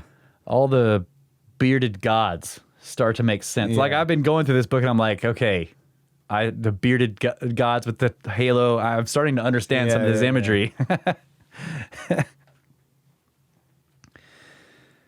Furthermore, it was Velikovsky's personal contention that the movements of this comet could explain and might ultimately provide an historical basis for many of the seemingly miraculous events of the Bible, reported to have occurred at the time of the exodus of the Israelites from Egypt. No wonder that this would seem to the average scientist of the day as a frontal assault on science and a wholesale attempt to reassert what he or she saw as an outmoded religious paradigm, one that the scientific community had worked diligently for decades or even centuries to supplant. So, yep. But yeah, I had forgotten that a lot of the stuff he was talking about was dealt with Exodus. I had forgotten about that. So it's interesting. We just did that show about the Exodus with Johnson. Yeah. I'm reading this book and I'm like, hey, I mean, there's explanations for the manners, manner coming down from the sky. And I mean, yes, if a giant comet passed near the Earth, you would have earthquakes. And I mean, I think he was saying that Velikovsky was saying that it caused the explosion of Santorini, the giant volcano, which destroyed the Minoans, right? And that would be your pillar of fire and smoke that could be seen all the way from Egypt, and it's in the right direction, and just, I don't know, interesting stuff. And that could drain the actual entire Red Sea. I mean, we're talking about, maybe not the whole Red Sea, but it could drain some of the deeper parts of those gulfs because... yeah, I mean, he's saying that was one of the biggest known volcanic explosions in the past 10,000 years. That trench in there is pretty deep. Yeah, you're right. You're right. It's pretty deep. Maybe the Gulf, not the whole Red Sea. Okay. From this same perspective, Velikovsky's theory could also be seen by traditional... Oh, the Watcher's saying he was talking to Randall about Venus, and he pointed out the horns that appear on Venus in Egypt and elsewhere. Yes, that's right. The horned god, the bearded god. Yep. Yeah. So from this same perspective, Velikovsky's theory could also be seen by traditional scientists as a threat to uniformitarianism, a principle that was required to support Darwin's theory of evolution. The uniformitarian view presumes that the natural laws and processes that could be seen to operate in the universe today have always operated in the universe in the past and can be presumed to apply everywhere in the universe. This concept effectively holds that all things continue as they were from the beginning of the world, and it is contradicted by the unsettling notion of a solar system that might still be under threat of potential upheaval. Then he talks about progress, and even more crucial to the modern scientific outlook is the idea of progress. And if we have these periodic enormous destructions, then you don't have this slow, steady climb from butt flaps to now. And they don't like that either. That does, I guess what he's trying to say is, like, it seems in some ways that the uniformitarian ideas and then this idea of this linear progression of the human race kind of go hand in hand. Oh, yeah. Also, astronomer and skeptic at large and the good buddy of the show, Philip Plait, has argued steadfastly against the propositions raised by Velikovsky in Worlds in Collision. He stated in an online blog regarding Velikovsky, "I wrote a chapter in my book about Velikovsky's theories and could easily have written a whole book on just his terrible astronomy claims. I can't remember a single thing Velikovsky said in his book Worlds in Collision that was astronomically correct. It's an astonishing collection of rampant wrongness." That's a Classic. Yeah. Classic from our good buddy Phil Plait at Bad Astronomy. That's right. Other critics of Velikovsky, such as astronomer J. Darrell Mulholland, took a more even-handed approach both to Velikovsky and his subject matter. He writes in Scientists Confront Velikovsky, quote, "If it is the function of science to explain man's relation to his universe, then these are questions of serious significance and should be dealt with seriously. Velikovsky's challenge is not one to be decided on a basis of belief or unbelief. He does not say, 'Trust me.' He says, 'This conclusion is suggested by the observations.' He strives, it seems to me, to build a physically plausible solution that involved testable ideas. He is not a mystic. He doesn't use little green men with 3 ears. He uses real planets. It is not sufficient to reply that his ideas are absurd. There are too many examples of absurd ideas that come true. Are these explanations plausible? From at least one vantage point, yes, indeed. If a planet-sized object were to pass close by the Earth, then giant tides would be raised. There would be global earthquakes. The North Pole would change direction. The day, the month, the seasons, and the year would all change. Faith is not involved here. These are unavoidable consequences of the laws of motion as we presently know them. We must accept that the dynamical aspects of Velikovsky's visions of hell on Earth are largely acceptable. This is not to admit that the events he described ever happened, for there remain 3 questions that need to be resolved. Does our knowledge of the laws of motion permit or deny the possibility of encounters between the known planets? Are Velikovsky's interpretations of certain information the best available ones?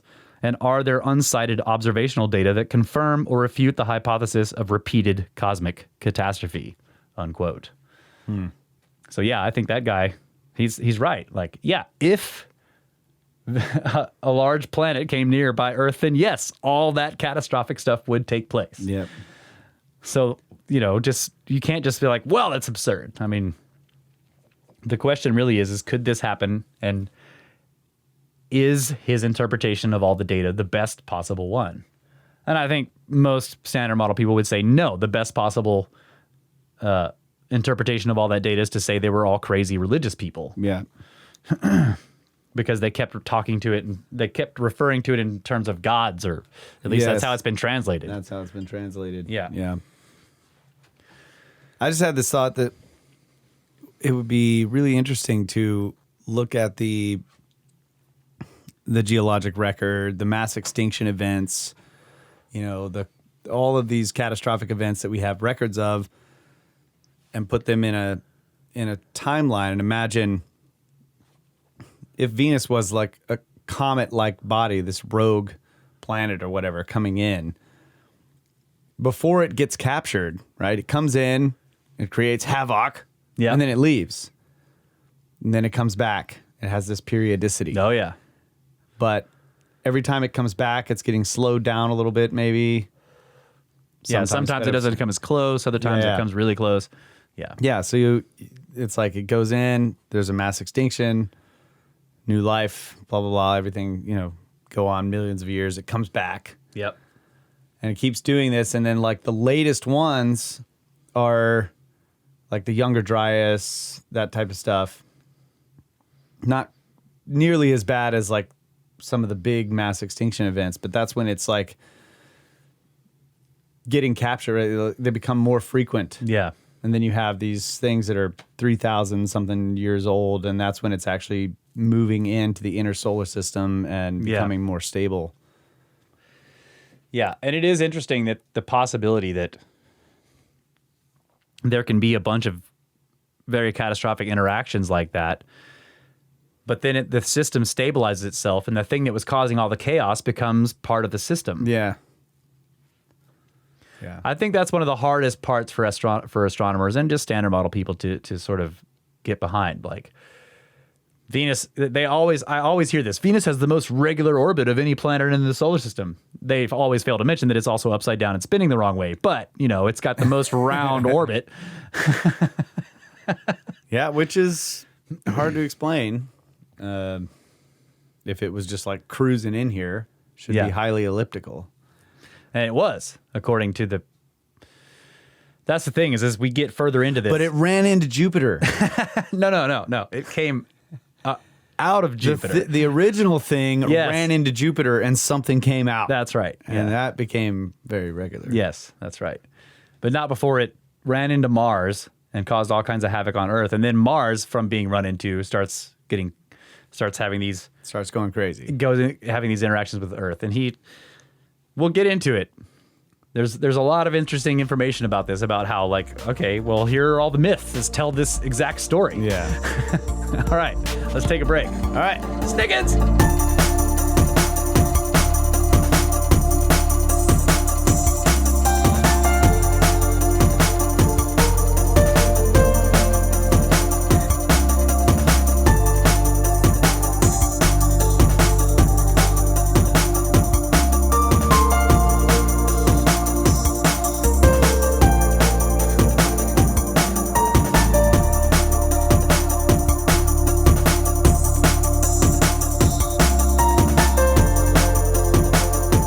We are back, ladies and gentlemen. Brothers of the Serpent podcast. We are reading from the Velikovsky Heresies by Laird Scranton, published by Intertraditions. And so during the break, we were looking it up. And the Intertraditions website, it's just intertraditions.com, right? Yep. Yeah, Intertraditions website. They also have a store. And so if you prefer, real books, you can buy it from their store. We're looking at it right now. You can get it from their store for $12. So I bought mine on Amazon because I like the digital versions because it helps me make marks. But for those of you who like real books, it looks like it's cheaper. They've got a sale on there right now for $12 that you can get the real thing for cheaper than I got it from Amazon for $13. So there you go. Bam. So I'll put links in the show notes and everything. But yeah, everybody should buy the book because I definitely am not reading everything in it for sure. And there's just so much good information in here. Of course, I want to read it all, but I'm not. Okay. So, Laird says, I propose to revisit many of the most controversial aspects of Immanuel Velikovsky's worlds in collision theory, this time from the perspective of science that is nearly half a century more mature than when Velikovsky was last able to personally defend it. In the decades that have followed his death, I, for one, have watched with eager anticipation every new scientific announcement related to Venus and Mars, Jupiter, or the formation of the planets or comets. wondering each time whether this new announcement could be the one that would finally put to rest a long-standing controversy. Now, in the immediate wake of recent scientific projects such as the European Space Agency's Venus Express probe, it seems like an opportune moment to reacquaint ourselves with the work of Immanuel Velikovsky, review his personal history, and reconsider the salient details of a theory that, in its day, inspired such controversy as to turn the entire astronomical world on its head. Chapter 2. Velikovsky's Thesis. It is well known that Immanuel Velikovsky notoriously disliked summaries or condensations of his books. He felt that many of the persistent complaints about his theories grew out of misunderstandings that had been fostered by such summaries. I can see that. It's the same with a lot of this stuff, like especially the ancient mythology and connecting them to other things and looking at details. It's like if somebody just gives you a summary and then they make some wild sounding claim based on the summary, you're kind of like, I don't know about that. But when you really dive into all the details, that's really where, this is kind of what happened to me with the power plant, the Giza power plant thing. I had heard the idea and I was just like, man, I don't really know about that. But, when you read through the book, you're like, okay, with all these details, yes, the history of exploration, the history of discovery, and there's just no way to make a legitimate decision on what it could be without all those details. That's right. Can't do it. That's right. Yeah. So knowing this, we might ask the serious reader who is not yet familiar with Velikovsky's work to pause at this point long enough to acquire and familiarize themselves with a copy of Worlds in Collision. However, for those others of us who may have less time and energy to devote to the subject, and notwithstanding Velikovsky's own personal preferences, it seems only make sense, with apologies, to preface this study with a brief review of the controversial scenario that lays at the heart of Worlds in Collision. As a general guideline for each major stage of Velikovsky's scenario, we will be asking two questions. 1. Can the evidence that has been uncovered in recent years be seen to uphold or contradict this aspect of Velikovsky's theory? And 2, is there a reasonable perspective from which this aspect of Velikovsky's theory could be possible? And he also mentions that some dates have changed slightly. So when Velikovsky was writing the book, obviously dating methods were far more primitive, and a lot of them had just come into being, or a lot of them didn't exist at all yet. So he's pointing out things like, Velikovsky would say repeatedly that this was at this date or whatever, but it's been shown recently to be a few hundred years before that or a few hundred years later. Doesn't make sense in the mythological context with the ancient texts because those aren't accurate. A lot of times there's not precision dating on some of that stuff either. Right. But, when he's like, this explosion of this volcano, Santorini or whatever, happened at this date. Well, it's been shown later by all these various dating techniques to have happened at a specific date that they now all accept. That's a few hundred years off of what Velikovsky was saying. But Velikovsky was using the current scientific understanding of that event. So that's good. So he says, following Velikovsky's observations, that details from the Egyptian papyrus Ipuwer, I'm not sure how to say that word, it's an Egyptian word, I guess, might provide historical support for the seemingly miraculous events reported in the book of Exodus, he began to examine other writings from the same historical era and of other contemporaneous ancient cultures looking for similar reports. These would include mention of any unusual movements of the sun or stars, of a time when the earth shook violently, when the world suffered a prolonged period of darkness or sunlight, when fire or stones rained from the sky, when rivers were said to have turned red, or when flood tides rose and or receded unexpectedly. He explored other Egyptian and Hebrew and Greek texts, Babylonian and Assyrian clay tablets, ancient Vedic poems from India, classic Chinese epics, and myths and legends from Peru, Brazil, Central America, and North America, and as far north as the realm of the Eskimos, looking for reports of similarly odd events. He found what could be reasonably interpreted as corroborating evidence of a worldwide cataclysmic event during which the land turned upside down and north became south. These were accompanied by widespread reports of changes in the movements of the heavenly bodies, including specific recollections of a time when the sun was reported to have set where it formerly rose. So when I read that, immediately I think precession. You know, in a way, Yes. you can say, oh, yes, this, but that's in the context of the background stars. Right. But I guess and so when I first read that, I'm like, all right, so are we talking about precession here in much longer spans of time? Maybe sometimes. But at least in some of the context of these reports, it doesn't seem like they're talking about precession. Mm-hmm. According to Velikovsky, this document states that, quote, the earth turned over like a potter's wheel, unquote. In his chapter East and West in Worlds in Collision, Velikovsky cites a very long list of references drawn from ancient cultures from all regions of the world that include details of calamities that bear outward resemblance to events described in the book of Exodus. On the basis of this body of ancient testimony, taken from many different sources, Velikovsky theorized that the pattern of worldwide disruption described in the ancient texts might make historical sense if he posited that the Earth had suffered the close approach of another terrestrial body large enough to have perturbed the orientation of its axis. This theoretic tipping of the planet could provide rational explanation for reported changes in the position of the sunrise, and could account for legends in which the sky or stars fell, or the sun stood still for a period of time. However, Velikovsky noted that the various lamentations about the reversal of the sun did not all date from a single time period, but were in fact often separated from each other in time by several centuries. Furthermore, some of the very oldest cultures, such as ancient Egypt and China, were home to legends in which the sun was said to have reversed its position on several different occasions, rising first in the east, then in the west, then in the east again, all within the span of their own societal memory. So now that might be talking about precession. Yeah. But maybe not. I don't know. Because, again, their idea of how long their societal memory was, especially ancient Egypt, is very long. And attaching it to east and west is also strange. Yeah. Right? Yeah. That's not...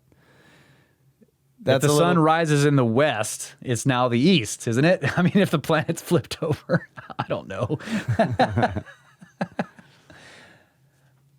I mean, wherever the sun rises is the east or whatever, right? It rises in the east, doesn't it? Sets in the west. Yeah. Isn't that right? Yeah. Just making sure. But I'm just saying that if you're talking about the background stars, that would be on a specific day that you would be looking at that, right? If you're talking precession. Yeah. A specific day of the year. But if you're only talking about the background stars, well, that constellation moves all over the sky all year. Yeah. So that wouldn't be east because Yeah. that's going all over the place. Yeah. That's right. I mean, the sun rises in that constellation once a year. Yeah, the only way to make it make sense Or with the one precession time. is you say the constellation that used to be in the west is now behind the rising sun. And so you could, in a weird way, say that now the sun is rising what was in the west. But that's kind of... But that happens every year because Yeah. it goes through all the constellations every single year. Yeah, you're right, yeah. So it doesn't make sense in terms of precession. So to it has say- happened lots of times, is what you're saying. Well, yeah, it happens every year. Yeah, you're right. Okay. But the simple statement of like where it rose is now it's setting is Yeah. that's different because you're not using the directions of east and west. Yeah. So they could be talking about the background stars in relationship to the background stars. Where it rose, it is now setting. Yeah, if they said it that way. Yeah.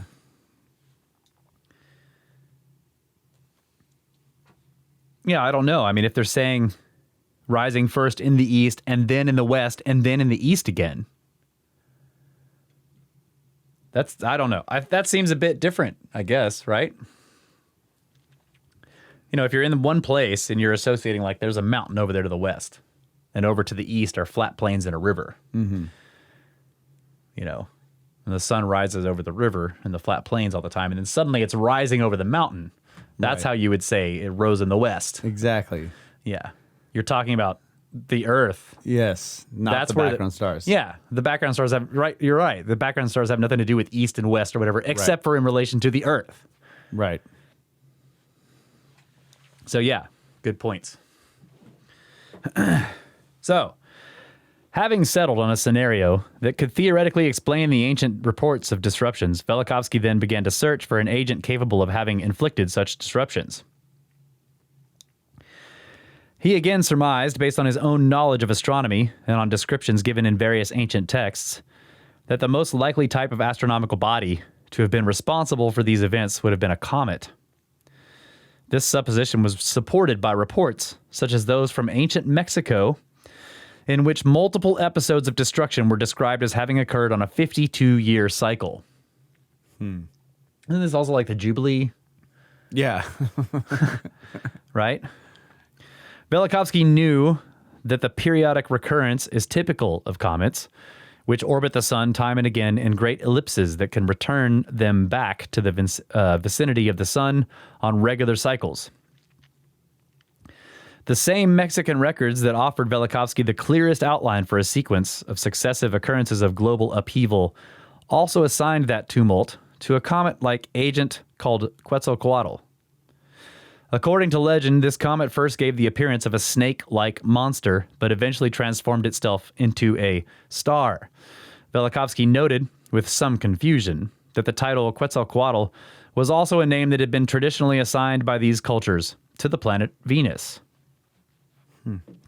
This observation was supported by the names or descriptions apparently given to the same comet in other cultures: the smoking star in Mexico, the long-haired star in Peru, and the Babylonian torch star or bearded star, along with the more general morning star, which Velikovsky had come to learn had also been later applied to the planet Venus. The discovery of a nominative association between the disruptive comet and the planet Venus set Velikovsky on a kind of personal quest to exhaustively explore the earliest references to Venus as they were given in various ancient cultures. He found that he was unable to uncover any references that unequivocally described Venus as a planet prior to 1500 BC. He did find pre-1500 BCE references to goddesses, such as Inanna, who were associated with the planet Venus, but their iconography was that of a comet. Likewise, virtually every ancient culture that Velikovsky studied had once documented a four-planet system, one that curiously included only Jupiter, Saturn, Mars, and Mercury.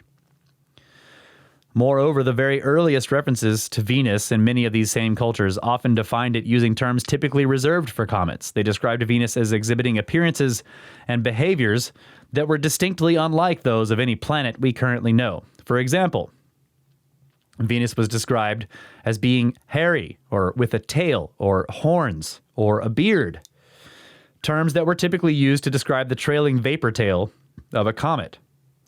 In some instances, Venus was reported to smoke as it moved erratically across the sky. Likewise, it was said to rival the sun in brilliance, a characteristic that could never be sensibly applied to the planet Venus as we know it today. Many rated its brilliance on a par with that of the sun and the moon, and grouped it in a kind of triad or trinity with the sun and the moon based on their great brightness relative to the stars. Oh, man, that's crazy. Yeah. And here you have the idea of a trinity, too. I mean, just that. Yes. All this interesting, it's like it's the coming of the spirit. I don't know. It's weird. So Velikovsky cites case after case in which the earliest societies spoke of Venus as having been responsible for streams of fire that fell to earth. After discussing the story from the book of Exodus of the 10 plagues, Velikovsky quotes passages from texts and other ancient societies that seem to describe similar misfortunes and often associate these with Venus. He makes references to reports from around the world that describe Venus's movements as seemingly erratic, and he notes the growth at that time of an apparent worldwide obsession with tracking the movements of Venus, along with a global apprehension at the appearance of any new comet. It was during this epoch that comets came to be portents of foreboding and evil. He discusses ancient astronomic tables from various regions that record long lists of the risings and settings of Venus, but whose timings seem significantly out of sync with the known predictable motions of Venus today.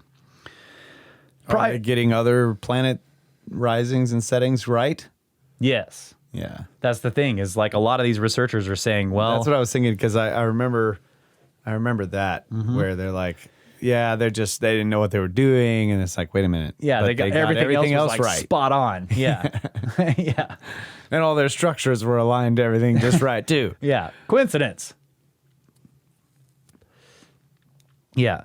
Prior to Velikovsky, these same ancient tables, although they had been set down by cultures that were otherwise believed to be careful observers of astronomy, had been largely disregarded by traditional astronomers, who dismissed them as either being not trustworthy or as having been deliberately altered for some unknown ritual purpose. Like, that's just... that's so annoying to me.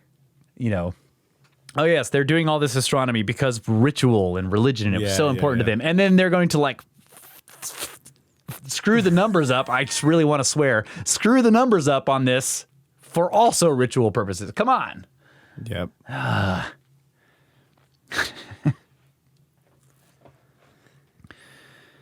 Okay.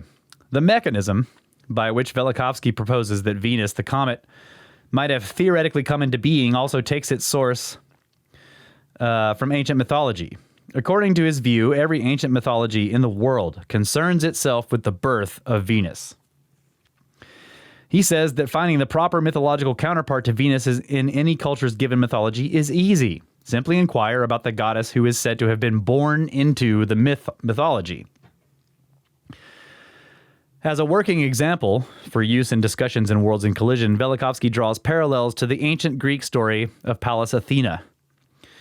In Greek mythology, Athena, a war goddess who is often associated with Venus, was said to have sprung fully armed from the head of her father Zeus. Zeus was the leader of the Greek pantheon of gods and was associated with the planet Jupiter. According to the myth, the birth of Venus occurred just after Zeus had devoured whole the pregnant mother of Athena, Metis, who had been prophesied would give birth to a child even greater than Zeus. Velikovsky interprets this story as reflecting an actual sequence of cosmic events that he believes played out in the night sky in front of the eyes of ancient observers all over the globe. He surmises that an astronomic body, Metis, first struck and was apparently absorbed by Jupiter, Zeus, and then caused Venus, Athena, to be ejected. So by way of comparison for general scientific plausibility of this proposed scenario, an actual meteor or asteroid was recorded as it struck and was absorbed by Jupiter on June 3rd in 2010. Although no material is known to have been ejected from Jupiter, the impact created a fireball on the surface of Jupiter that measured as large as the planet Earth. In Velikovsky's timeline, and as is seemingly supported by these widespread myths, the impact of Metis caused a ball of matter to be ejected from Jupiter that took the form of the comet Venus.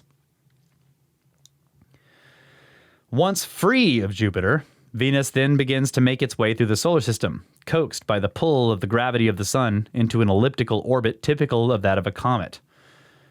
According to Velikovsky, and based on widespread ancient reports, Venus as a comet then made recurrent passes through the solar system in the same approximate plane of the orbit as the planets, eventually wreaking great havoc during a number of specific incidents or cosmic encounters. And Velikovsky places the first such incident involving the planet Earth at or around the time of the immense eruption of the volcano Thera on the island of Santorini.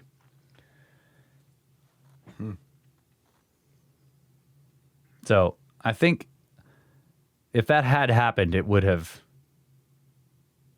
I mean, how visible would that be? You know, you see some star approaching Jupiter. I mean, but, you know, when you look at them with with the naked eye, they're just bright lights. But would you notice? Bright stars. Yeah. And the other thing is, what is the other thing that hit Jupiter? That's what I want to know. What was that thing? I mean, it had to have been huge to... Yeah. Because the thing coming out of it would have had escape velocity. Yeah. Yeah. And that's, I mean, Jupiter is like it sucks everything in. Yeah. So... Aside from the sun, it accounts for 99% of all the mass in the solar system or something like that. It had to have been huge and going, like, very dense and going extremely fast. Yeah, maybe it was, Maybe it was very and I guess dense. it could have, I don't know, obviously we don't know the makeup of Jupiter exactly. but it could have skimmed it. Yeah. It's a gas giant, so it would have just gone through a bunch of material, but not hitting like a solid core or anything. Yeah. Yeah, that's possible. That it just skimmed it and set it on fire or whatever. Yeah.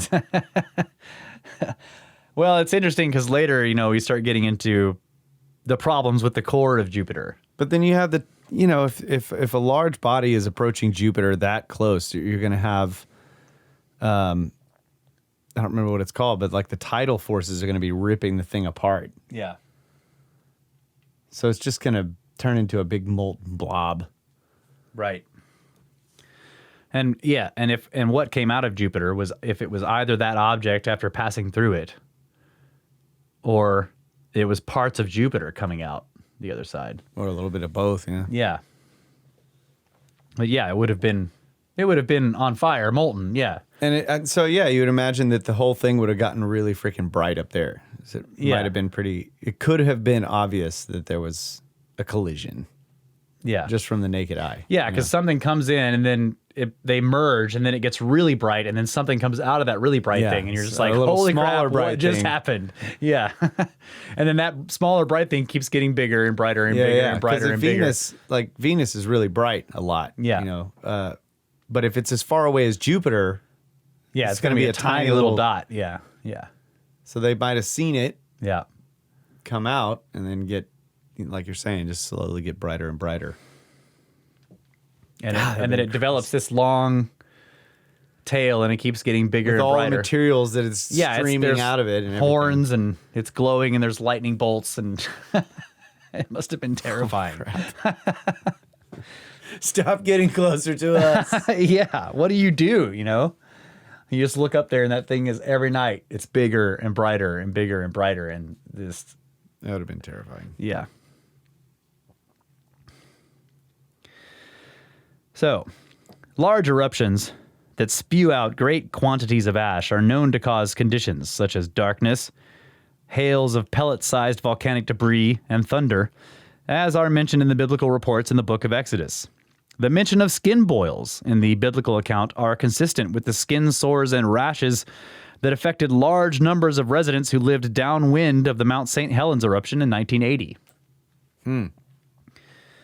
Velikovsky suggests that rusty pigment in the tail of the comet could have been responsible for turning Egypt's rivers red. However, even without demonstrative proof of this speculation, we know that there have been historical reports of storms and eruptions that, under the right circumstances, have turned rivers red. As one example, iron oxide ejected by the Mount St. Helens eruption is known to have caused the death of many fish in rivers, and such iron oxide could well account for waterways seeming to turn red. If by this or some other mechanism associated with the volcano on Santorini or Velikovsky's comet, the rivers had been widely poisoned, then an increase in vermin such as rats and frogs would be understandable as they left the rivers to seek refuge. Mm-hmm. Once free, okay, so he's going through the Exodus reports here.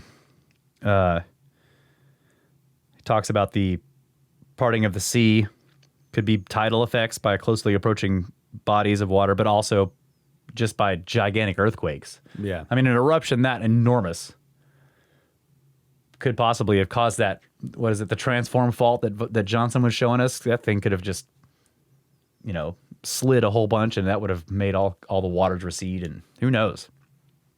So, once free of both Egypt and of any pursuing Egyptians, the Israelites are said to have wandered in the desert for 40 years. According to the Bible, they were able to feed themselves with manna, an edible substance similar to myrrh that is reported to have appeared or precipitated each day with the morning dew. When not collected, the legend has it that the manna simply evaporated in the sun as the day progressed. And Velikovsky assigns the source of manna to natural components of the atmosphere of the comet that were transferred and mixed with the atmosphere of the Earth as it passed through the comet's tail. Yeah, I remember that. Yeah. And 7 centuries later, around 750 BC, according to Velikovsky's reckoning, another series of close encounters between an astronomical body and the Earth began. Once again, with worldwide reports of the very great disruption that they caused. I just thought of the cornucopia. I've always wondered about that. The horn of plenty. Yeah. What the heck? Why is a horn? What does a horn have to do? Full of like food and sustenance and all this stuff. What does that have to do with anything? Yeah.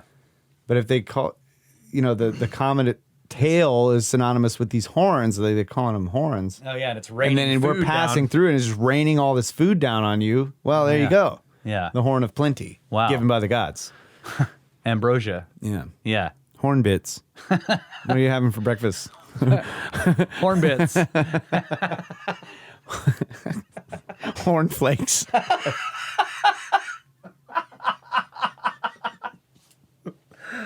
That's the new name for manna. Hornflakes.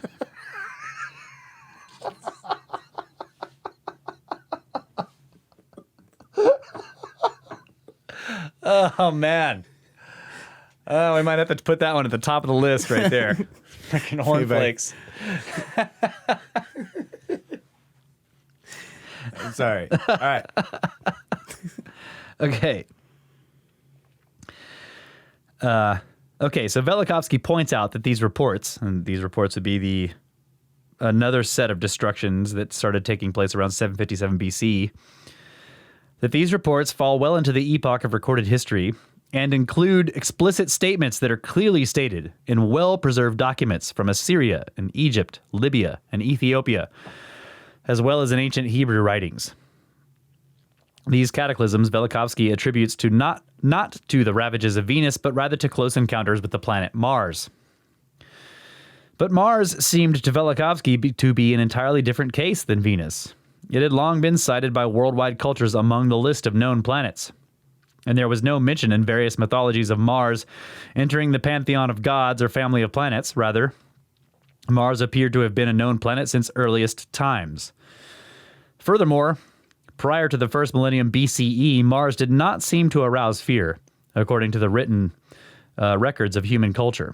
Yet after that time, in regions such as ancient Assyria and Babylonia, Mars is specifically mentioned as having become an erratic agent of destruction and is described in the book of Isaiah as being inexplicably removed from its place and having moved the world exceedingly, causing the earth to shudder.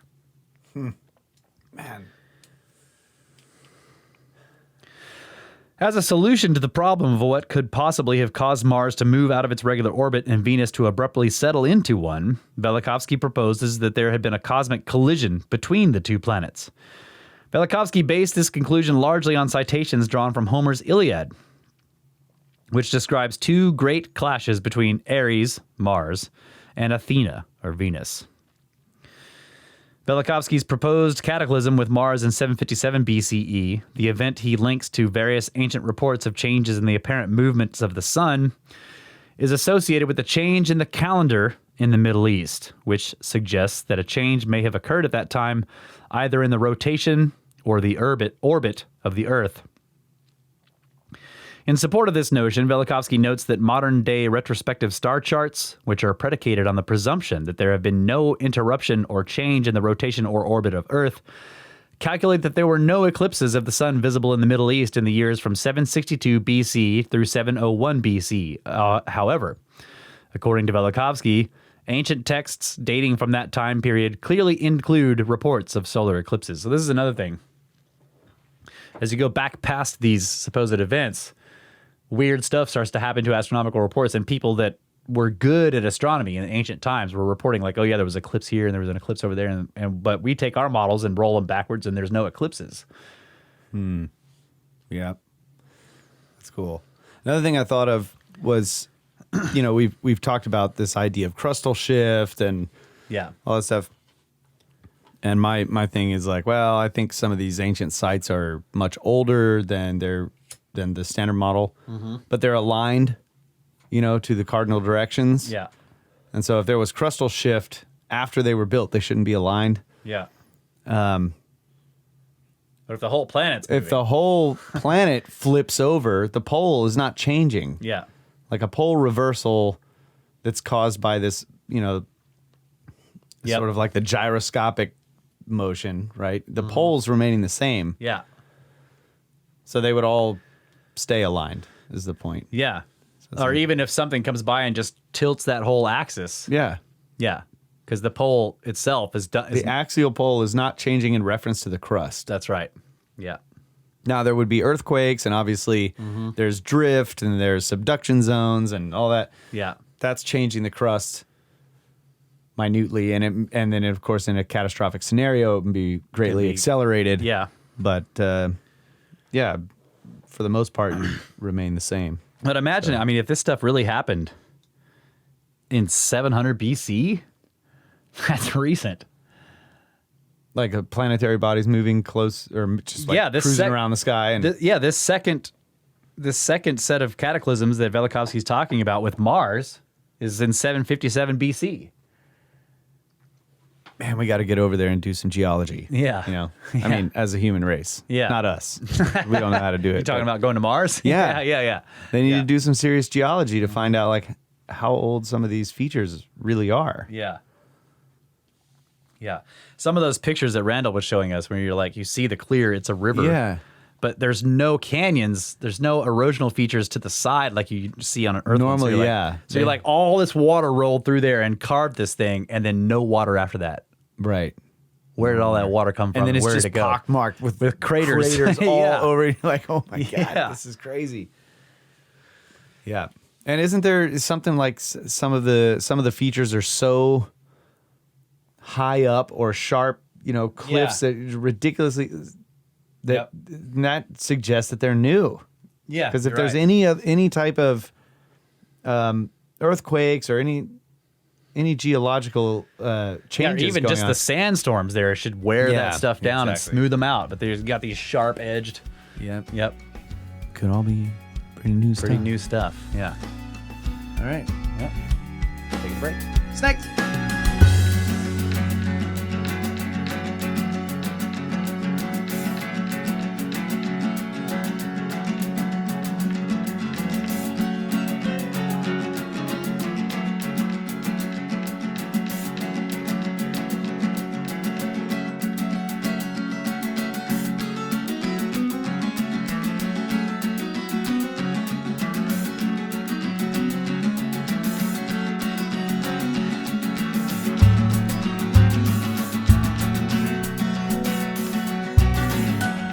And we are back, ladies and gentlemen, for the final segment of the final hour, which is less than 4 minutes from being over. But we'll keep going a little long here. Continuing on with the Velikovsky Heresies by Laird Scranton. Get the book, people. That's right. Check the show notes for links. Yep. Okay. According to Velikovsky, each of the recurring approaches of Mars came progressively closer to Earth, again at regular intervals, at periods of 15 years between each, according to some sources. Velikovsky suggests that the 15-year cycle at which Earth and Mars now make their nearest orbital approach to one another may be a remnant resonance of these close contacts in ancient times. That's cool. So, Chapter 3. Reaction and controversy. Controversy. As we have explained by way of introduction, it was within a context of anger and apprehension among the scientific community that the controversy over Velikovsky's book came to provoke one of the most remarkable incidents in modern academia, one in which the leaders of the astronomic establishment worked together to actively suppress rather than quietly and factually evaluate an emerging, inconvenient, and controversial theory. Seeking an informed review of his concept, in 1947, Velikovsky had mailed a draft of this early work to Dr. Harlow Shapley, then the director of the Harvard Observatory. Shapley, however, did not give the piece a very warm reception. Around the same time, Gordon Atwater, who was the director of the Hayden Planetarium, felt that Velikovsky's theories seemed plausible and made preparations to produce a show for the planetarium that would be based on Velikovsky's Worlds in Collision scenario. Atwater also wrote a favorable review of the book for the magazine This Week, a supplement to the Herald Tribune. And on March 28, 1950, Atwater was dismissed from his position at the planetarium, 5 days before his review appeared in This Week. I was going to say that would be really cool to go into a planetarium and see this thing play out. Yeah, imagine that. They freaking fired him. Yeah. Yes, I can imagine that. I know. That sucks. Later, after the book itself had been released by Macmillan and Company, but prior to actually reading the book himself, Dr. Harlow Shapley, then director of the Harvard Observatory, wrote a letter to Macmillan Company declaring the book to be nothing but nonsense and rubbish. Shapley also encouraged his colleague, Harvard professor Cecilia Payne-Gaposchkin, to write a detailed response to Velikovsky's theory again before she had actually read the book. Dean McLaughlin, a professor of astronomy at the University of Michigan, wrote Macmillan on May 20th in 1950 to protest the promulgation of lies in Velikovsky's book, also confessing later in the letter to not actually having read the book. What? What's going on here? Ongoing interest in Velikovsky and his controversial theories, which still persists more than half a century later, is fueled perhaps by a long history of denial and continuing discovery. The pattern of exchange has typically involved the flat dismissal by some members of the scientific community of some controversial aspect of Velikovsky's view, followed by the eventual discovery of some new fact that might be interpreted to specifically uphold it. In each case, the reaction of the scientific community has been typified by a kind of fraternal vow of silence among astronomers, often characterized by unapologetic omission of any mention of Velikovsky or his theories. Often, new discoveries that might be seen to support Velikovsky are met with the impromptu introduction of some new counter-theory that may have never before been considered or proposed, and whose main effect is often to explain away the unanticipated finding in non-Velikovskyan terms. I was going to say that the situation with quantum mechanics or the measurement problem, the guy's name is like Niels Bohr or something. Yeah. And of course, I've never read what he wrote, but he was the one that wrote. Basically, this is the opposite situation where everybody agreed with him, even though nobody had read it. He wrote an explanation for the measurement problem and all that. And nobody tried to read it, but they were all like, yeah, it's explained. It didn't make any sense. Yeah. And then the paper that was actually published, the person that did the publishing like reversed 2 of the pages and nobody picked it up. And it was like, I don't remember how many years it had been before the first person realized somebody was like, I should read this. These 2 pages are actually reversed. But everybody bought it. Yeah. They read the abstract. Exactly. Yeah. Well, this other thing... Or not even that. They were just told by their colleagues. Oh, yeah, it was explained by Bohr. By Bohr. Yeah. Well, the other thing he's saying right here, right, is so first they would flatly dismiss Velikovsky's, one of his claims. And then later, new science, new experiments, usually probes. A lot of this has to do with planetary probes going out and looking at stuff. The data would come in, and it would, in a lot of ways, the data would match things that he predicted. And so then they would come up with some ad hoc, at the moment theory to explain it in non-Velikovskyan terms. Right. God. Classic. Thus, when Velikovsky surmised that Venus, as a recently formed astronomic body, must still be very hot, a prediction offered by Velikovsky as a decisive test for his theory, his view, which went against the conventional wisdom of the day, was at first flatly dismissed. In 1963, when the Mariner 2 space probe actually verified the near molten temperature of the surface of Venus, scientists such as Carl Sagan stepped up to propose the theory of a runaway greenhouse effect on Venus, along with the theoretic chemistry and physics to support it that could explain away the result without concluding that Venus must be younger than billions of years old. In the eyes of astronomers, the mere suggestion of an alternate theory that they could publicly anoint as likely somehow absolved them of the responsibility to reconcile the new finding with Velikovsky's predictions. I'd also like to point out that this whole thing about there's a runaway greenhouse effect. So Carl Sagan did this thing with Venus. It's got CO2 and there's this runaway greenhouse effect. Well, Mars's atmosphere is like 90% CO2. It's freezing there. So I just, come on. It's not thick enough. Yeah.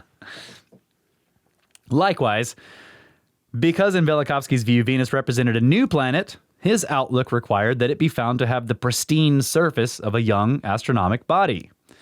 And one typical test astronomers use to estimate the likely age of a body in our solar system is to count the number of impact craters.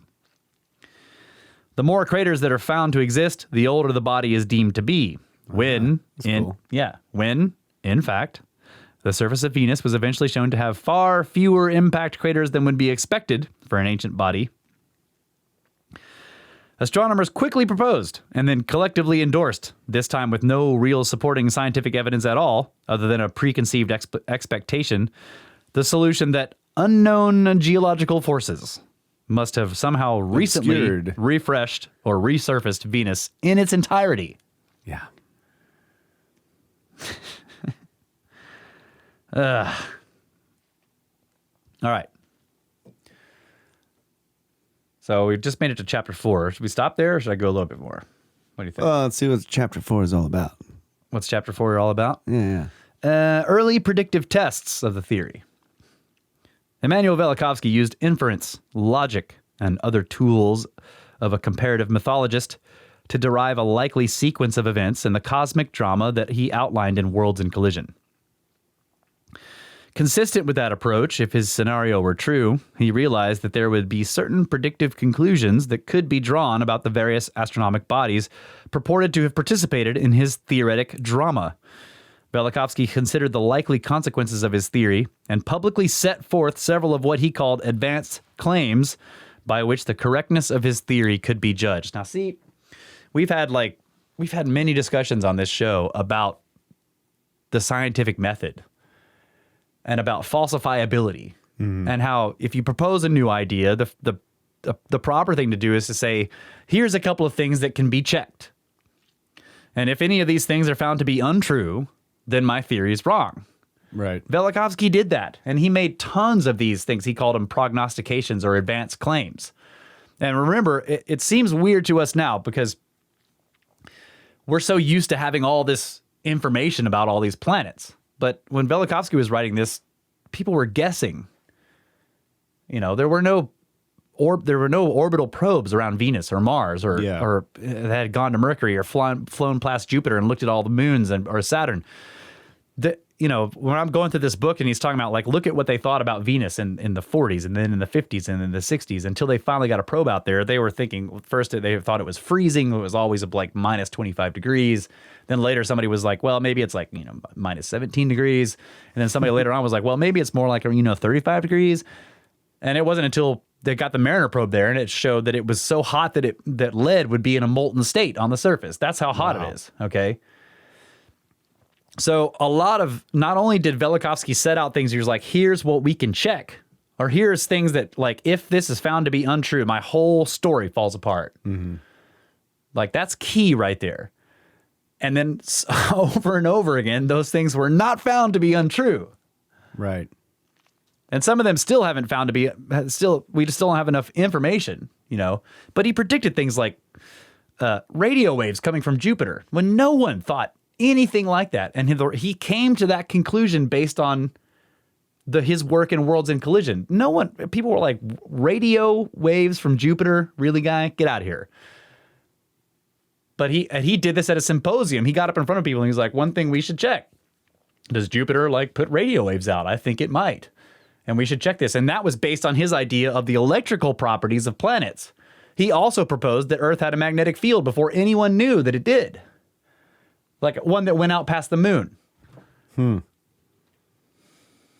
mean, of course, people know that, there's a magnetic field because of compasses, the way compasses work, but he suggested that the Earth's magnetic field extends way out into space. And that when the moon is in the right place, namely behind the Earth from the direction of the sun, that it would be encompassed in the Earth's magnetic field. And it is on that side because the sun is blowing the Earth's magnetic field. Yeah. Huh. I need to go back and read that book. Yeah. So I'm just saying, it's so interesting how I feel like he did this properly.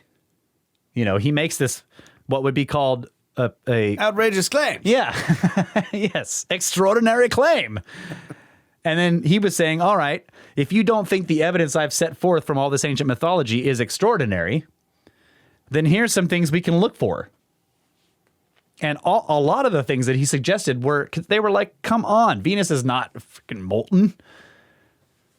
You know, it's not going to be incredibly hot. It's just a little bit closer to the sun than Earth. It's going to be a little warmer, if anything, if anything.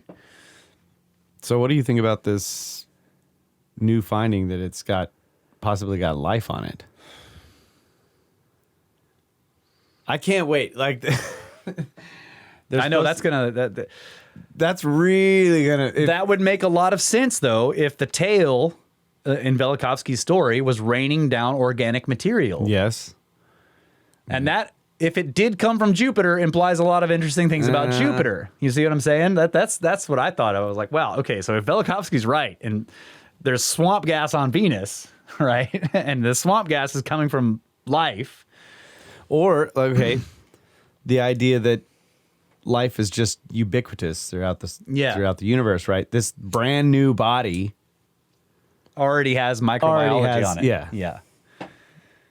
Living somewhere up in the atmosphere where it's not, too hot. I mean, but stuff does live in very hot conditions. Yeah. Who knows where it could live? But if it's really molten lead conditions on the surface, it wouldn't be on the surface probably. Or it'd be something else, something that we're not familiar with, right? Right. But I think it was, I don't remember how long ago. It was like a couple months ago, maybe. I read the story about all the different NASA missions that they're looking at. Yeah. They're actually going to be doing this bidding for funding to do these missions, and 2 of them are Venus missions. Ah. And I'm just like, Yeah. I hope both of them happen. Yeah. I love the story of the Russian probe, that the one that they landed on Venus. We've got an orbiter, Mariner 2. I can't remember if Mariner 2 did a flyby, but we do have an orbiter in orbit around Venus now. Mm-hmm. But the Russians were like, we're going to land one, right? Yeah. It landed and took like one photograph and was like, the pressure and temperature is just so high. They got one photograph of like this terrible looking dusty landscape with a few rocks, and the thing was just like collapsed. It's crazy. So yeah, I guess chapter 4 is more about the predictive statements that he made and some of the reactions to them, and how unlikely, because I think that's another key of it, is that not only was he making predictive statements, but the statements he was making that were predictive were outrageous at the time he was making them.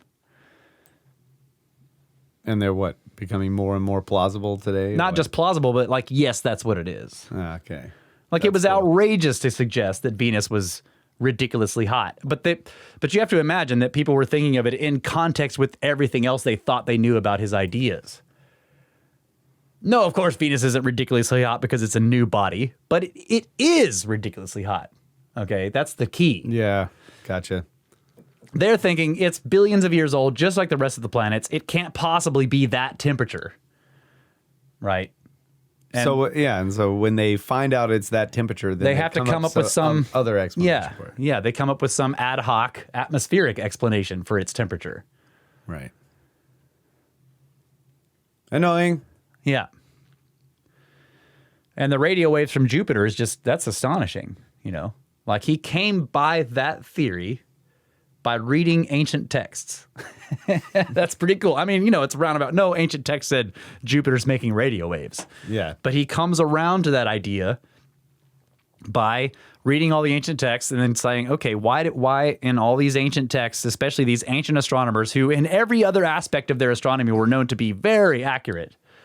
And yet when we look at their, all their numbers for Venus, you're like, that isn't even close to what Venus does. Yeah.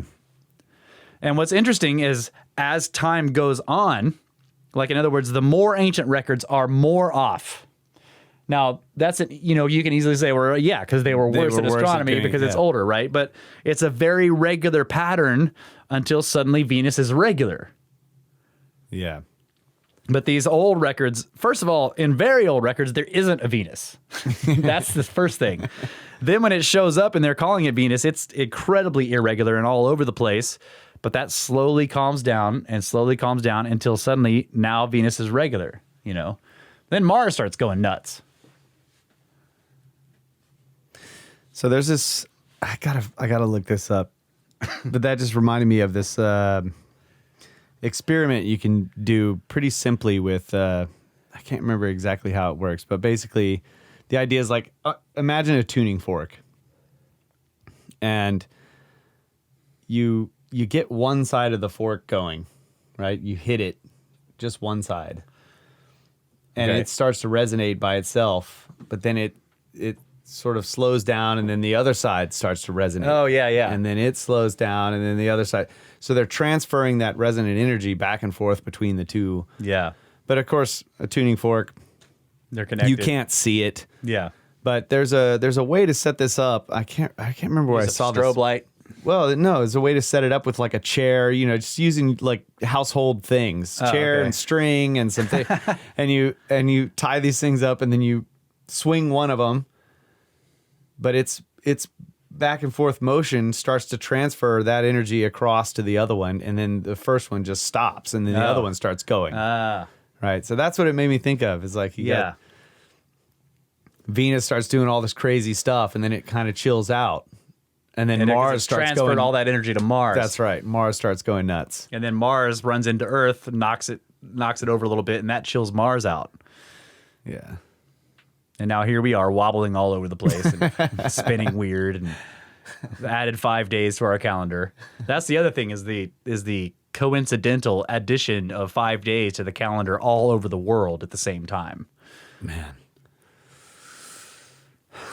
Super cool. Love it. Yeah, and we're going to get into, you know, later on in the book, we get into like one of Brett's favorite myths of, you know, Thoth stealing 5 days from the moon, right? Mm-hmm. That whole thing where they play cards and Thoth wins and gets 5 days. That's right. From the moon.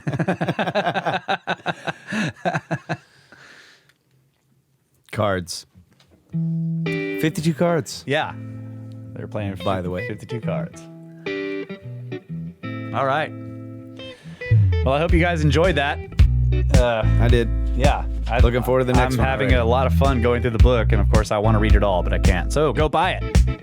Go to intertraditions.com or get it from Amazon Kindle. You guys can get it wherever. I like the Kindle version. I don't think there's an audiobook version, but if you want the, you know, real book, the actual physical book, you can get it from Intertraditions, and I'll put the links and stuff into the show notes for both the Amazon store and the Intertraditions store. And that'll help us out to keep being able to do these kinds of book reports, you know? So, hope you guys do that. Thank you so much. And get a hold of us, brothersoftheserpent@gmail.com. Go to the website, brothersoftheserpent.com. Check out the encyclopedia and the glossary and the SnakeSkins there. That's the merchandise. Help us out with the pyramid scheme. You can sign up either through Patreon or PayPal. And people have been sending me messages about Patreon. They're like, "Oh my God, Patreon's going down." You know, I don't want to risk, you know, giving them money. Well, if Patreon goes down, you have to understand they transfer our balance into our PayPal once a month. So if this whole thing with them getting sued by somebody, I'm not sure exactly what's going on, but if their whole thing with them getting sued does like completely destroy the company, we're not gonna. Worst case scenario, we lose 1 month. Right. So don't worry about that. But sign up for PayPal. Yeah, you can do that monthly. Yeah, just set your own snake amount. Yeah. Give us some freaking hornflakes. Cornflakes and manners. Share the shows wherever you can. Follow us on Twitter at SnakeBros with no vowels, SNKBRS. You can join the Facebook group, but definitely join the Discord. That's where we are. We pop in there every once in a while, and the whole a lot of the Snake Force is in the Discord, and it is a fantastic place. It is an excellent place. So much information, so many great people. A lot of the people that you hear on the show with their emails are in the Discord, as you know. So join in there. And of course, Tony, who gave us that excellent the whole show on Plato and Atlantis, he's in the Discord. And we will be getting him back on to do more Plato and more Atlantis and hopefully some Bronze stuff. Marty, who is Overkill in the Discord, he's in there. The guy who's done the UFO shows. He's also coming back soon in the future for more UFO stuff. So you guys want to talk to them about their respective subjects, or talk to Tony about UFOs and Marty about Atlantis. Nobody cares. And the whole Discord is run by Jeff. So thanks very much to him. He also runs the Library of the Serpent, and we also have so many great admins in there. Thanks so much to you guys. You guys really help out. Kyle and I just pop in there and troll people. We don't have to really do any work. Yeah. It's awesome. Yeah. And of course, History Shift, who makes all of our YouTube videos. Thanks so much to him. Check out his website, historyshift.com. He's been finding some amazing stone structures. I mean, you know, the standard model says they're natural, but some of these ones he's been finding recently, I'm like, dude, like that wall he found, I showed you the picture of it. Yeah. I was like, okay, that looks like straight out of Peru. It's crazy stuff. So go check him out, historyshift.com. And thanks to him for making all of our YouTube videos. Also, also Pod Doodles turns a lot of our podcasts into doodles you can watch. Some people are saying that they like those videos. Definitely, it's a great way to watch the podcast if you want to actually watch something while the podcast is playing on YouTube. And of course, Cosmographia, which we do with Randall Carlson. And thanks to Where Did the Road Go, Uncharted X, Mike and Maurice's Mind Escape, The C Word, Grimerica, Conspiranormal, the 7 Ages Audio Journal, and Skeptico, and all the other podcasts out there, and all of you listeners. Thank you guys so much. We love you. Always have. Always will. Good night, Adamu. Get back to work. And such.